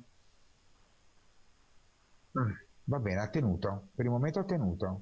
Ma però c'è cavallo per B2, no? Forse. Beh, ti prende con la donna. Con la donna? Ah, perché dopo il cavallo difende anche in C3. Il cavallo difende in C3, non riesce a fare. No, cavallo B2 non te lo puoi permettere. Cavallo C3 in questo momento non te lo puoi permettere. Allora però può permettere, può cominciare il nero magari a attivare anche l'altra torre. Può raddoppiare le torri su C3. Tipo torre 7, torre C7. Sì. Ma secondo me più rapida diretta torre C6, così in caso la torre è già pronta ad andare sulla colonna B se serve. Anche, esatto, meglio ancora. Giusto, bravo. Può dare anche in A6 dopo. Esatto, sì. Creando ulteriori minacce. Sì. Beh, adesso Luigi con quasi 9 minuti ha tutto il tempo per andare a pensare le varianti più insidiose per il bianco. Sarà interessante riguardare questa partita perché prima aveva un attacco promettente al bianco. Infatti sarebbe bello rivederla poi proprio per quello, perché anch'io infatti quando l'ho riaperta ho visto dopo un po' tutto il controgioco che aveva il nero, che effettivamente è andato proprio come dicevamo prima a sfruttare la colonna C e dopo la rocco lungo del bianco. Ok, adesso invece Luigi ha centralizzato di nuovo il cavallo, evidentemente con l'entrata vuole fare l'entrata in E4 che blocca definitivamente l'alfiere bianco e lo relega in prigione, diciamo, e va a attaccare ulteriormente C3. Adesso comunque la donna sotto, ovviamente non andrà a mettere la donna in B6, ma va a metterla in A5 per evitare... la forchetta non ci preoccupa perché il cavallo è in presa, adesso sì che ci preoccupa la forchetta. Sì. Però adesso su cavallo E4 non c'è più la forchetta e l'alfiere è bloccato. Sta giocando posizionale Luigi. È anche l'esperienza però, perché ha il vantaggio del tempo, non va a cercare rischi inutili e gioca posizionale obbligando il bianco a una difesa strenua e giocando anche sul fatto che il bianco ha 6,4 secondi in questo momento. Sì, perché se va a semplificare la posizione va a vantaggio del bianco ovviamente, quindi giustamente. Adesso io penso che con cavallo E4 no, non l'ha fatta. Si è fatta fare la forchetta che però non c'è perché è chiudato. Ok. Adesso perde la torre. Sì. Due pezzi per la torre, perché alfiere per, pedone E per D e c'è il cavallo e donna minacciati. Cavolo. Scusate un attimo. Non ho capito, ripetimela. Questa, esatto, questa appena giocata. Adesso ci sono due pezzi in presa, tra cui la donna e cade anche il cavallo, quindi due pezzi per la torre. E un pedone, quindi più o meno ci sta. Guardate, bellissima questa, si è disimpegnato attaccando la donna. Giusto. E adesso se il bianco salva la donna, lui salva il cavallo. Però quindi alla fine, 3 secondi, 2, 1. Alla fine rimane quella qualità. Adesso qualche cavallo scacco potrebbe dare. Sì, però dopo re B2 non ottieni niente, no? Sì. Sì, e poi devi andare in A5. Sì, no, guardavo se per riuscire a aprire la colonna alla torre. Ma io penso più che cavallo scacco, potrebbe fare anche cavallo scacco in B3, ma anche cavallo E4. Cavallo E4, sì. Cavallo E4. Sì, c'è casa doppio sul pedone anche, dai, sì. Sì, casa forte di cavallo, che cavallo diventa veramente un drago, insomma, perché casa forte, infatti ha scelto cavallo E4. Qua è costretto per prendere per forza.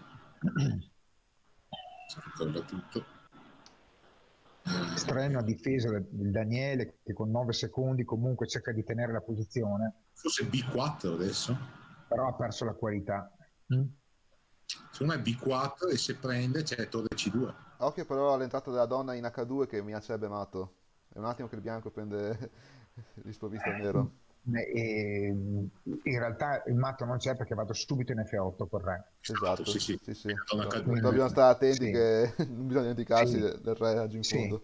Ci sono degli scacchi fastidiosi, però la donna H2 non è letale.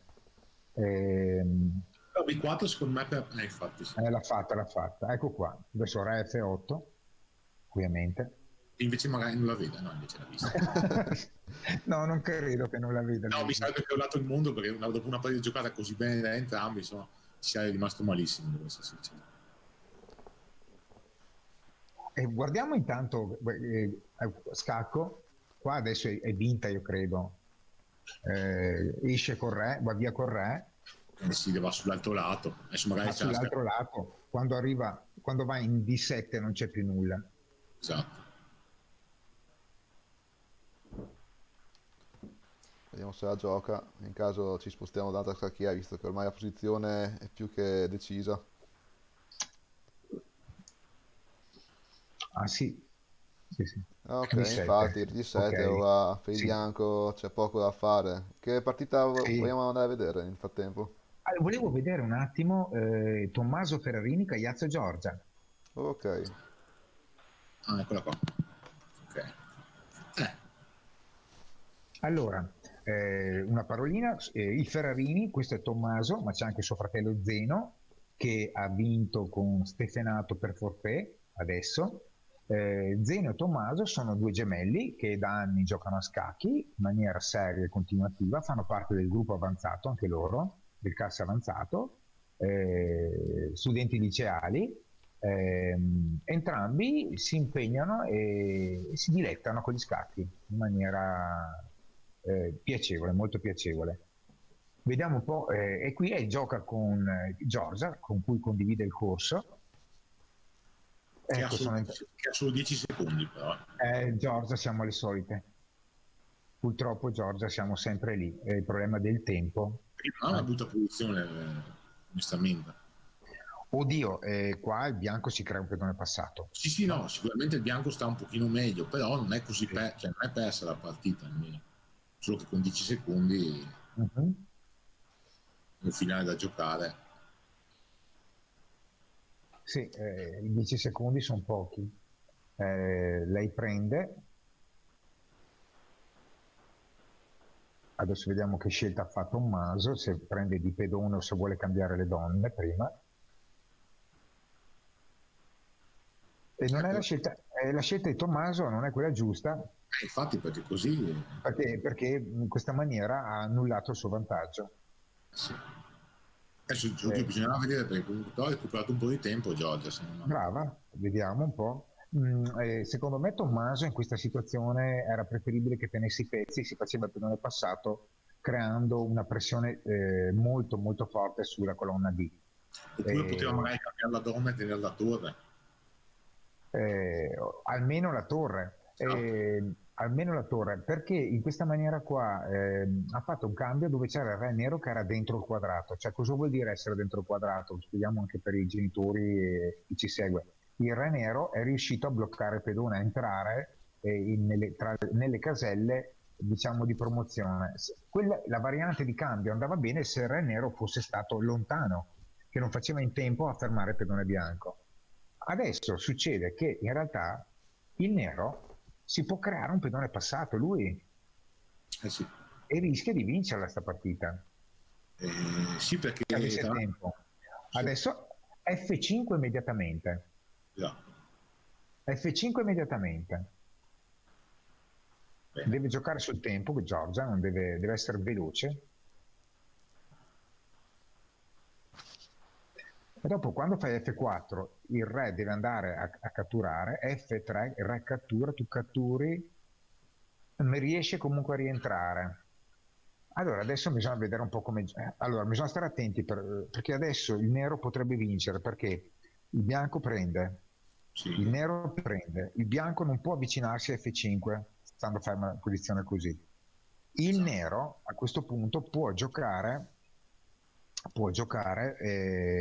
spingendo il pedone in B4 e cercando di andare più avanti possibile con i pedoni anche sull'ala di donna, cioè sulle colonne A e B, quindi cercando di creare problemi anche da questa parte. Vediamo un po', questo è molto interessante. Io penso che il problema di Giorgia è che deve pensare a solo 17 secondi. Quello sì.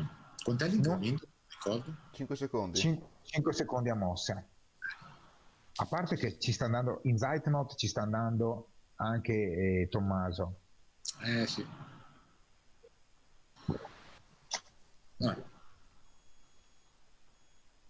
Comunque mi prendo stato un attimo per avvisare a chi ci segue che Luigi ha confermato la vittoria, quindi si porta a casa l'ennesimo punto con 8 su 8 e con un turno di anticipo si assicura il primo posto nel turno avanzato, quindi possiamo già fare i complimenti, però magari vedremo se ci sarà forse la possibilità di intervistarlo a fine torneo, vediamo se è disponibile, se riusciamo a convincerlo. Questo sarà interessante. Vuole parlare anche. Esatto. Sì. Vediamo un attimo, provo a vedere se è disponibile per un'intervista. Anche sì, adesso a questa pausa, anche se però magari forse non c'è tempo sufficiente. Sì, lo faremo appena sì, dai, facciamo dopo la fine del prossimo turno, così abbiamo tutto il tempo. Sì, quando ho finito il torneo, non adesso, facciamo finire. Ok, comunque tornando alla partita di Tommaso e Giorgia, vediamo che Giorgia sta avanzando il suo pedone F verso promozione, ma più che altro per cercare di distrarre il re, infatti adesso per andare a catturare il pedone centrale, quindi andare di conseguenza a controllare il pedone in A e crearsi il pedone passato, che è molto più veloce rispetto a quello del bianco. Sì, qua, e tra l'altro adesso con tutte queste mosse qua veloci riesce anche a guadagnare un po' di tempo. E poi muore con scacco oltretutto. Ah no, scherzone, non muore con scacco, però copre già H8. Vinta. Sì. Vinta. Che col tempo Beh, è stata bravissima. Lo stallo adesso, però. No, abbandona. No, non c'è l'occasione dello stallo. È stata bravissima, una volta tanto è riuscita a gestire il tempo. Mi dispiace per Tommaso perché aveva quel pedone passato che doveva tenere con i pezzi, non doveva lasciarlo da solo così con Re, dove è diventato molto meno forte. Doveva tenere i pezzi pesanti in gioco. Secondo me è troppa fretta, anche scaturita dal fatto che magari ha notato che Giorgio avesse poco tempo e pensava di farcela, però troppa fretta nel cambiare i pezzi e alla fine il re era troppo lontano per cercare di raggiungere il proprio pedone e quindi ha favorito Giorgia in quella situazione. L'ultima partita del torneo avanzato ancora in gioco è questa tra Moretto Christian col bianco e Buca Brian col nero. Qua un finale di pezzi pesanti alfieri e pedoni, anzi c'è un datore in più adesso ci faccio caso, quindi... Sì, anche tra l'altro un pedone che è nei due, quindi... già, E però Brian, occhio che ha pochi secondi a Brian, 10 secondi deve stare Brian, attento a non fare Sì. errori. Questo è...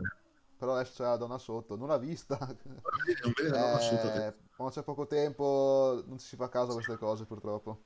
adesso però... Ha perso l'occasione del KO. Forse ha Spero, perso la partita. spero che mi sa di sì, perché adesso ma la a 4 torre... secondi ragazzi, noi Sì, siamo sì, no, qua tranquilli, sì, no, sto siamo qua giocando. tranquilli che ne parliamo così, ma il ragazzo qui a 4 secondi. No, certo, certo.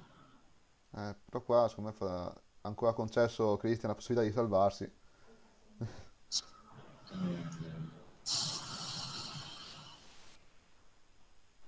Eh, Questo è molto rischioso per il Non è bianco, matto? per il nero. È molto rischioso per il nero andare lì, si prende matto. Cavolo, che Doveva... peccato davvero. peccato, sì, Sì. aveva 10 secondi quando è Sì. cominciato. Purtroppo anche Eh, con l'incremento, la mancanza di tempo in questi casi si fa sentire, quindi è un peccato come questa partita si sia ribaltata da un attimo. Molto, molto carina l'immagine di Brian che ha messo come propria immagine Bobby Fischer, che mi sembra che sia su un autobus o su un treno, che sta sì, giocando con la sua scacchiera portatile. Quello che vedete è Bobby Fischer, mentre, campione del mondo nel 72 americano, che sta giocando. Bella come immagine. Vabbè, quando ci sono 3-4 secondi succede di tutto, eh. Allora abbiamo finito il turno, mi pare. Eh sì, anche nel torneo base ho controllato, sono finite le partite, quindi direi di darci appuntamento tra una decina di minuti alle ore 17. Confermi Alessandro Gatta? Ci sentiamo più tardi? Confermo. Ok, allora ci prendiamo un'altra pausa caffè, allora questa volta, dopo la pausa pubblicità c'è la pausa caffè, quindi Questa è la pausa caffè. Molto, ci... molto meglio pausa caffè, Esatto. direi, che di pubblicità ne prendiamo anche troppo tutti i giorni. Noi non ne abbiamo pubblicità perché qua non c'è nessun finanziamento. Purtroppo sì. Allora ci risentiamo tra 10 minuti. A più tardi. Va bene.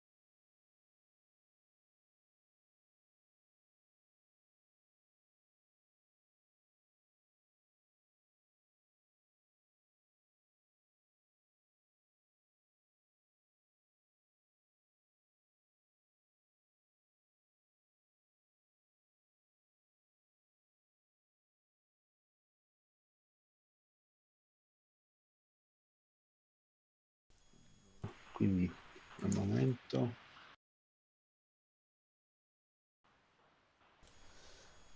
Eccoci qua, ultimo turno, che è anche il nono, quindi di questa maratona di 3 giorni siamo all'ultimo turno. Diciamo che il turno avanzato è già stato deciso, almeno per la prima posizione, visto che c'è Luigi che con l'8ª vittoria su 8 partite si è confermato il capolista assoluto con già un punto e mezzo di distacco, con ancora una partita da giocare, mentre nel torneo base è ancora tutto in gioco, quindi direi di partire proprio da quello. E partiamo proprio dalla prima scacchiera, che vede in questo momento in gioco Poiega Filippo col bianco contro Scalanano Martina. Giusto per fare una rapida panoramica su come sono le classifiche in questo momento del torneo base, ecco qua le classifiche. Al primo posto troviamo Scalanano Martina con 7 su 8, seguita da Poiega Filippo 6,5 su 8, quindi questa è proprio la partita decisiva per il primato del torneo base, e segue il gruppo di giocatori a 6 punti e gli altri a 5,5 in poi. Senti, Quindi sì, Matteo, scusami, hai detto allora che Martina quanti punti ha? è a 7 su 8, mentre Poiega a 6,5, quindi proprio chi vince questa partita si aggiudica il primo posto. la decisiva. Sì. È Allora, decisiva. Martina Allora, ha tutto quanto il supporto del suo istruttore Ermanno che mi ha detto è una mia studentessa, quindi tutto quanto fiero, e quindi ha il saluto di Ermanno che sta seguendo la nostra diretta. allora, complimenti ad Armando per i risultati. Prego? Ermanno. Ah, non Armando, Ermanno. Ermanno Benà è il suo istruttore. Ah, ok, allora complimenti ad Ermanno per Martina perché sta veramente facendo un super torneo. Anche questa entrata di cavallo in D4 che obbliga il cambio, perché attaccava sia cavallo che donna, interessante. Adesso vediamo come decide di proseguire il nero. E prosegue col pedone andando a incunearsi in D4 con un pedone, quindi qui in questa situazione adesso il bianco deve trovare una casa per il suo cavallo, deve stare molto attento dove va, perché anche B5 non è una gran mossa, dopo A6 è costretto ad andare ad A3 e quindi deve pensare forse a un B1 per riciclarsi in D2.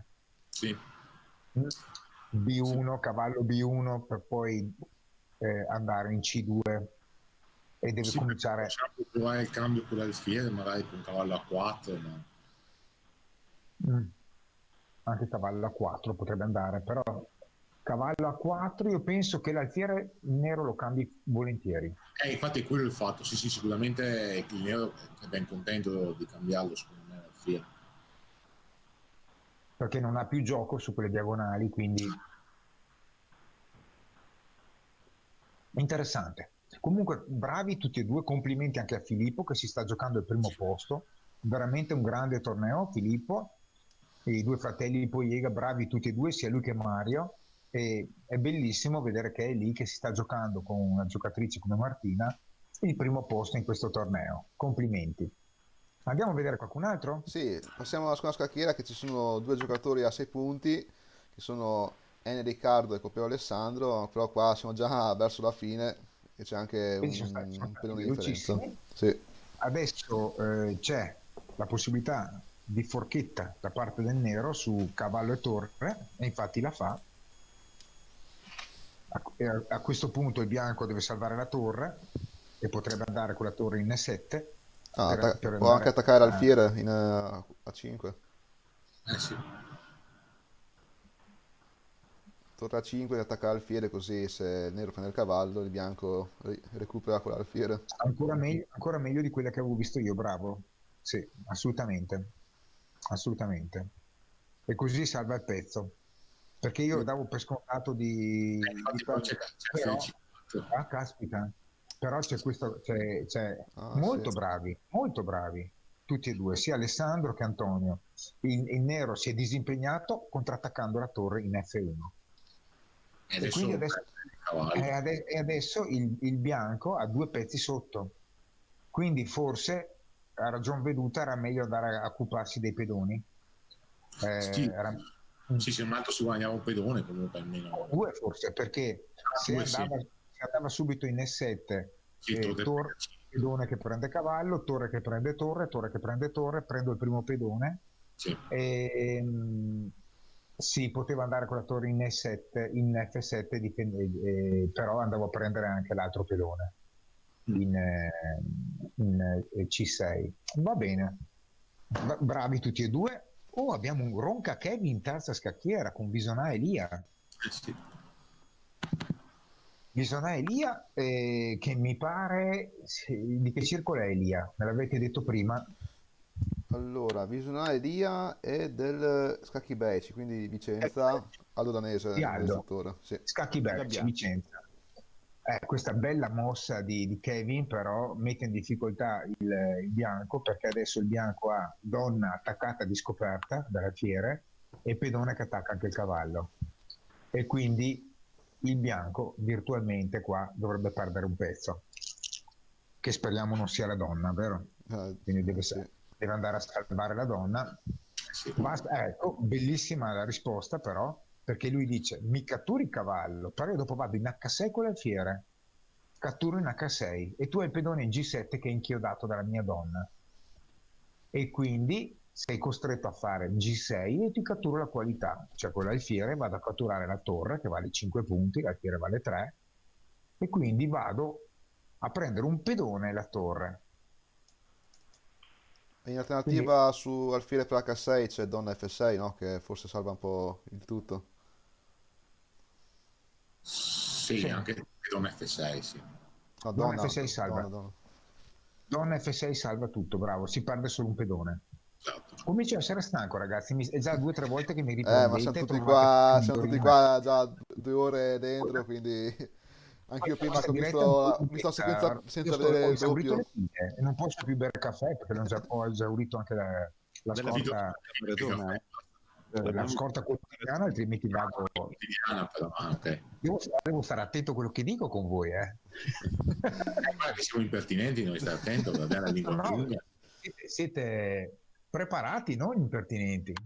Siete sul pezzo, così va ma bene. io prima ho sbagliato, ho visto lì la sequenza senza alfiere che si salvava con l'attacco sulla torre, quindi siamo tutti sulla stessa barca, ecco. Sì, ma lì ho avuto fortuna io, perché io avevo visto ancora meno, quindi perché dopo è venuta fuori quella sequenza che andava bene a me. Comunque sì, dai, il nero si è salvato. Comunque qua se la stanno giocando molto bene. Diciamo che Kevin però ha portato a casa un pezzo, vero? Sì. Oltre al fatto che tu il bianco ancora è al centro, quindi deve perdere un tempo per adoccare. Andiamo a vedere Mario Poiega e Ricky Alessandro. Va bene. Mario Poiega, il fratello di Filippo, che si sta giocando al primo posto. Qui sta giocando con Recchia, e c'è una situazione in cui abbiamo... deve stare attento, infatti deve stare lì con la torre, bravo. Madonna, pezzo leggero e torre. C'è un vantaggio del nero. Del nero, perché in questa situazione qua, pedoni pari, ha una torre di fatto per un cavallo. Se noi diamo il valore di 2 torri per una donna, il nero è in vantaggio materiale, perché ha una qualità di vantaggio rispetto al bianco. Sì, tra l'altro 2 parole anche su Alessandro. Si è iscritto anche lui quest'anno, aveva già fatto gli anni scorsi il corso, non l'aveva fatto in quello di Corso Milano. No, è inchiodato il cavallo. Come? No, avevo visto no, c'è inchiodatura. È inchiodato il cavallo, altrimenti c'era il doppio. Sì, scusa Alessandro, prosegui pure. No, dicevo, quest'anno si è iscritto al corso che facciamo io e Leonora, e mentre l'anno scorso aveva già fatto il corso con Maurizio Tencheni. Ok.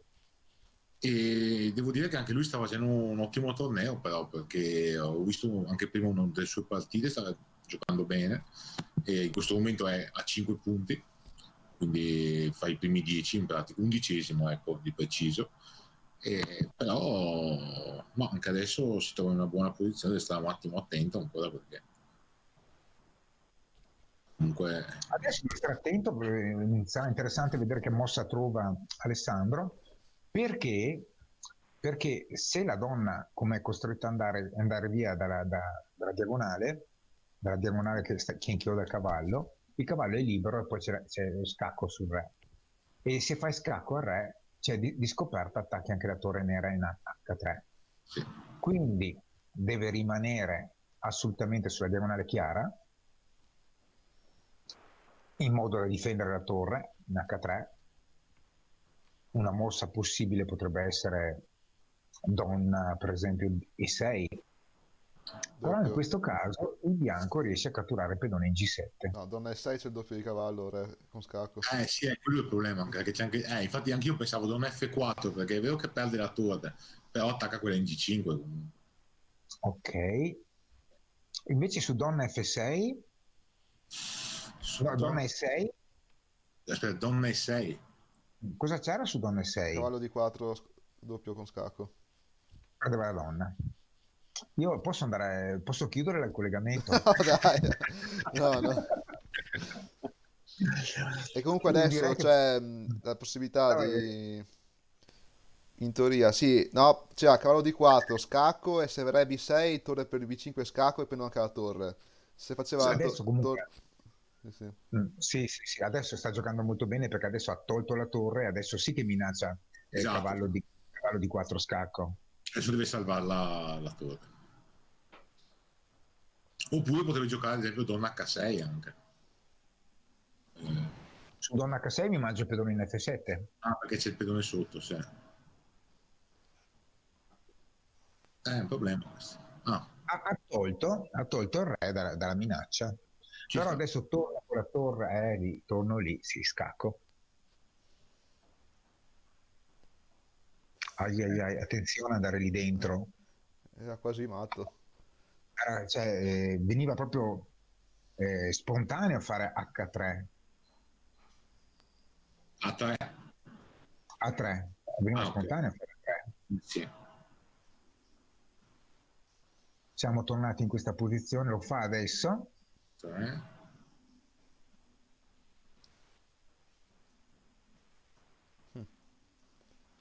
Forse poteva anche essere meglio torre A3, no? Torre A3 vinceva. Sì, infatti torre A3, C3.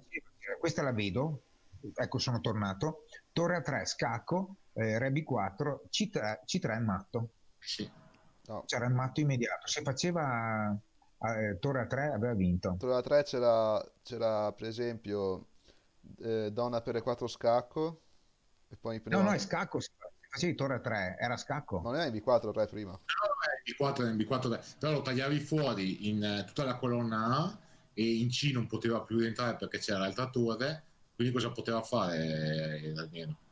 Poteva catturare in E4 con scacco. In E4 con scacco e dava matto in H1. Quasi matto in H1. Nel frattempo vi comunico che Bertolotto ha vinto ancora e ha finito molto bene questo torneo. Sì. Matto di donna di Casa dell'Alfiera. Molto completo. E così facciamo un salto magari nel torneo A anche, e del torneo avanzato, scusate. Sì, vedere l'avanzato, dai. Facciamo un'occhiata. Da dove partiamo? Partiamo dalla prima e scaliamo. Va bene. La prima scacchiera, come di consueto, ormai possiamo dirlo, c'è sempre Luigi perché partiva già come numero 1 tabellone e poi continuano a vincere, si è abbonato alla prima scacchiera, quindi... Però in questa partita contro Strenghetto, Paolo, Luigi è sotto della qualità. Sì, è un pedone anche. Si vede che si è un po' rilassato. Ci può anche stare, onestamente, perché dopo 8 turni fatti a 1000, insomma, è capibile. Ecco, adesso però ha un po' di iniziativa anche. Sì, però dopo G6... Sì, no, certo, parlabilissimo. G6, cavallo E5, con la minaccia del doppio. Sì. Oppure dell'entrata anche in D6. Vediamo un po'. O potrebbe anche fare alfiere G6 direttamente in nero. Adesso.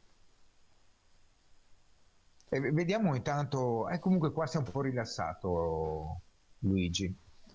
Corti Sì. Lorenzo dal posto Cristian? Andiamo a vedere cosa succede? Facciamo in un finale addirittura. Siamo già nel finale. Finale che io perderei sicuramente, quindi non posso aiutarvi a commentare qua. No, dai, addirittura. È vinto per il nero secondo me, perché il bianco adesso è in Zugzwang. È in Zugzwang. Sarebbe quasi... Se non fosse servito per una F sarebbe quasi stallo, perché... No, è in Zugzwang perché semplicemente adesso se spinge il pedone in F4, anche perché non ha altro, no? Se va... Allora, aspetta, se no, va a catturare il pedone in H6... esatto. Esatto. Se va alla G6, cioè il nero deve comunque spingere in E4. Aspetta. Non è detto. Il nero può fare re E6. Se tu vai a catturare, mi metto in F6 con re. Ah, è vero. E dopodiché... invece no. Invece scegli questa. Ma questa però secondo me... Perde il nero qua. No. Sì, perde. Sì, perde il nero adesso. Perde andare verso C3. Allora, va in C3. Adesso va in D3, C3. 1, 2, 3, 4, 5, 6. 1, 2, 3, 4, 5, 6. Arrivano simultaneamente. Però tocca il bianco. No, adesso tocca il bianco. No, dico, dopo le promozioni promuovono entrambi, ma tocca il bianco prima però. Sì. Quindi ha il tratto di vantaggio in pratica. Bisogna vedere se è abbastanza per vincere. 4, 5, 6. 1, 2, 3, 4, 5, 6. Interessante. Sì. Solo che dopo il bianco ha ancora un pedone in G3. Sì, e poi tocca a lui anche, quindi se riesce a far fuori un po' di pedoni o dare un po' di scacchi, magari potrebbe essere... Andiamo a vedere, sì, dopo torneremo su questa. Sì. Andiamo a vedere anche Roy Asia. Sì. Ok. Anche qua siamo in un finale, solo qui pezzi leggeri però. Sì, diciamo che il bianco ha da una parte il vantaggio della coppia degli alfieri, che nei finali è molto importante. Due pedoni isolati. Però due pedoni isolati da questa parte, mentre il nero li ha uniti. Sì. Cavallo alfiere contro, adesso c'è la minaccia del doppio in E6 col cavallo, scacco a re e perdi l'alfiere, quindi il bianco si va ad attivare. E interessante questa posizione, perché adesso il bianco minaccia l'entrata, se sposti il cavallo entra immediatamente in G6 con il re. Molto interessante anche questo finale qua. Sì.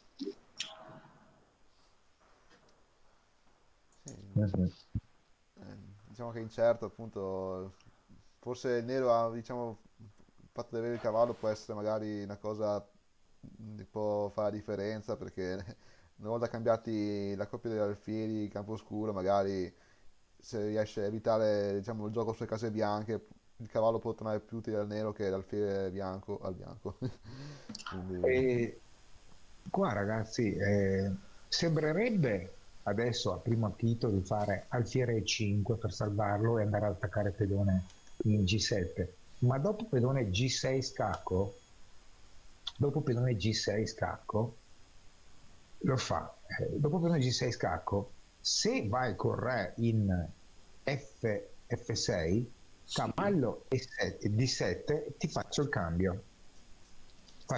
Infatti ecco qua, Asia, molto brava Asia, G6, adesso o indietreggi con re, bravo, anche Roy molto bravo, sono veramente bravi, sì. Perché se faceva la spontanea re F6 c'era subito l'attacco, no? Scacco in D7 e dopo ti cambio l'alfiere, non hai più la coppia degli alfieri.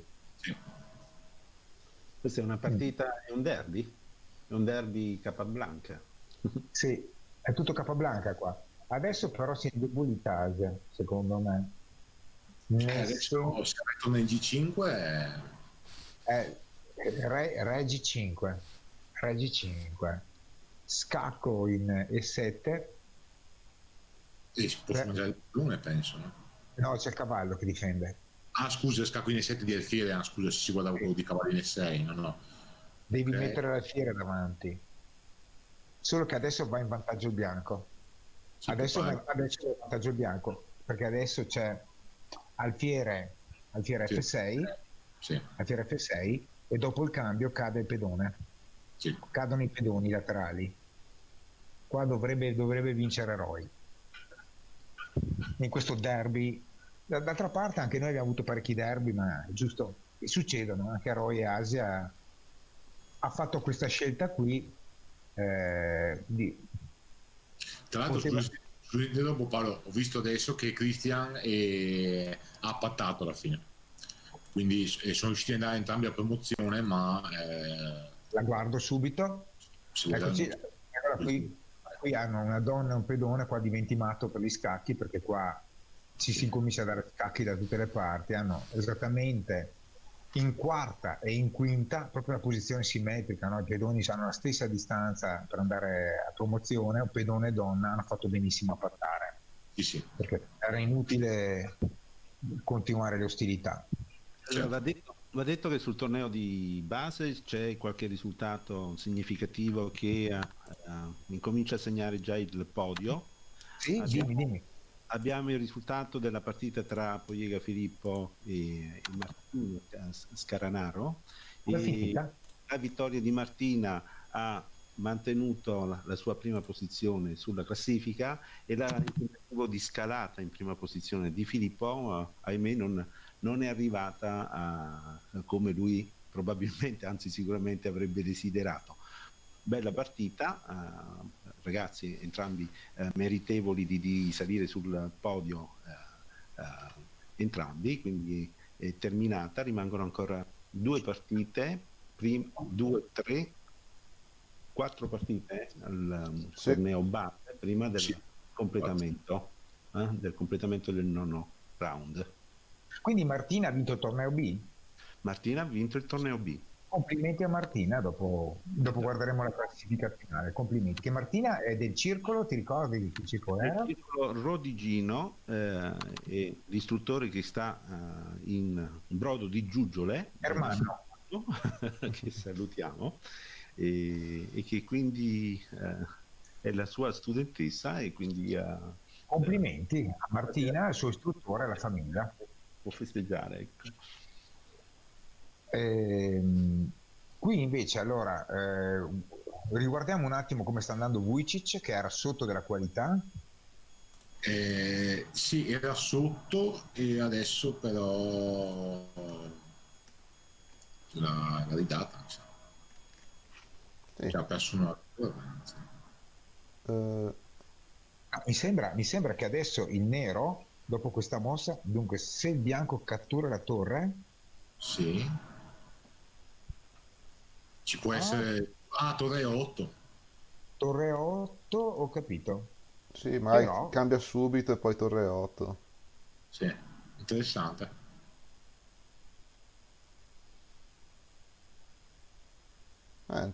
Interessante, sì. Però, dunque, sì, ho capito.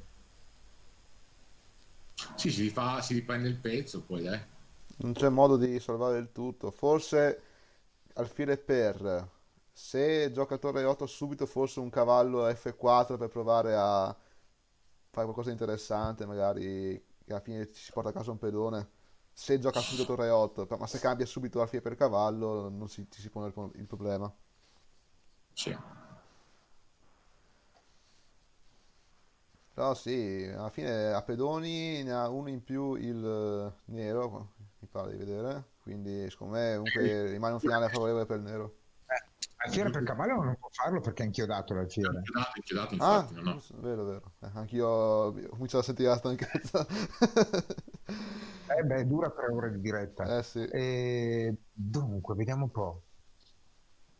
Sì, chiaramente qua allora, Paolo può vincere questa partita qua, perché insomma pedone di vantaggio, quindi ha 3 pedoni, 2 pedoni di vantaggio e la qualità. Adesso L'ha fatta subito, non ha preso la torre e ha scelto questa via. L'alternativa sarebbe stata un finale di alfiere cavallo contro torre e pedoni, secondo me. Finita anche la partita tra Mario Poiega e Alessandro Recchia con la vittoria del bianco, quindi vince Mario. Che va a raggiungere suo fratello grosso modo in classifica, mi sa. E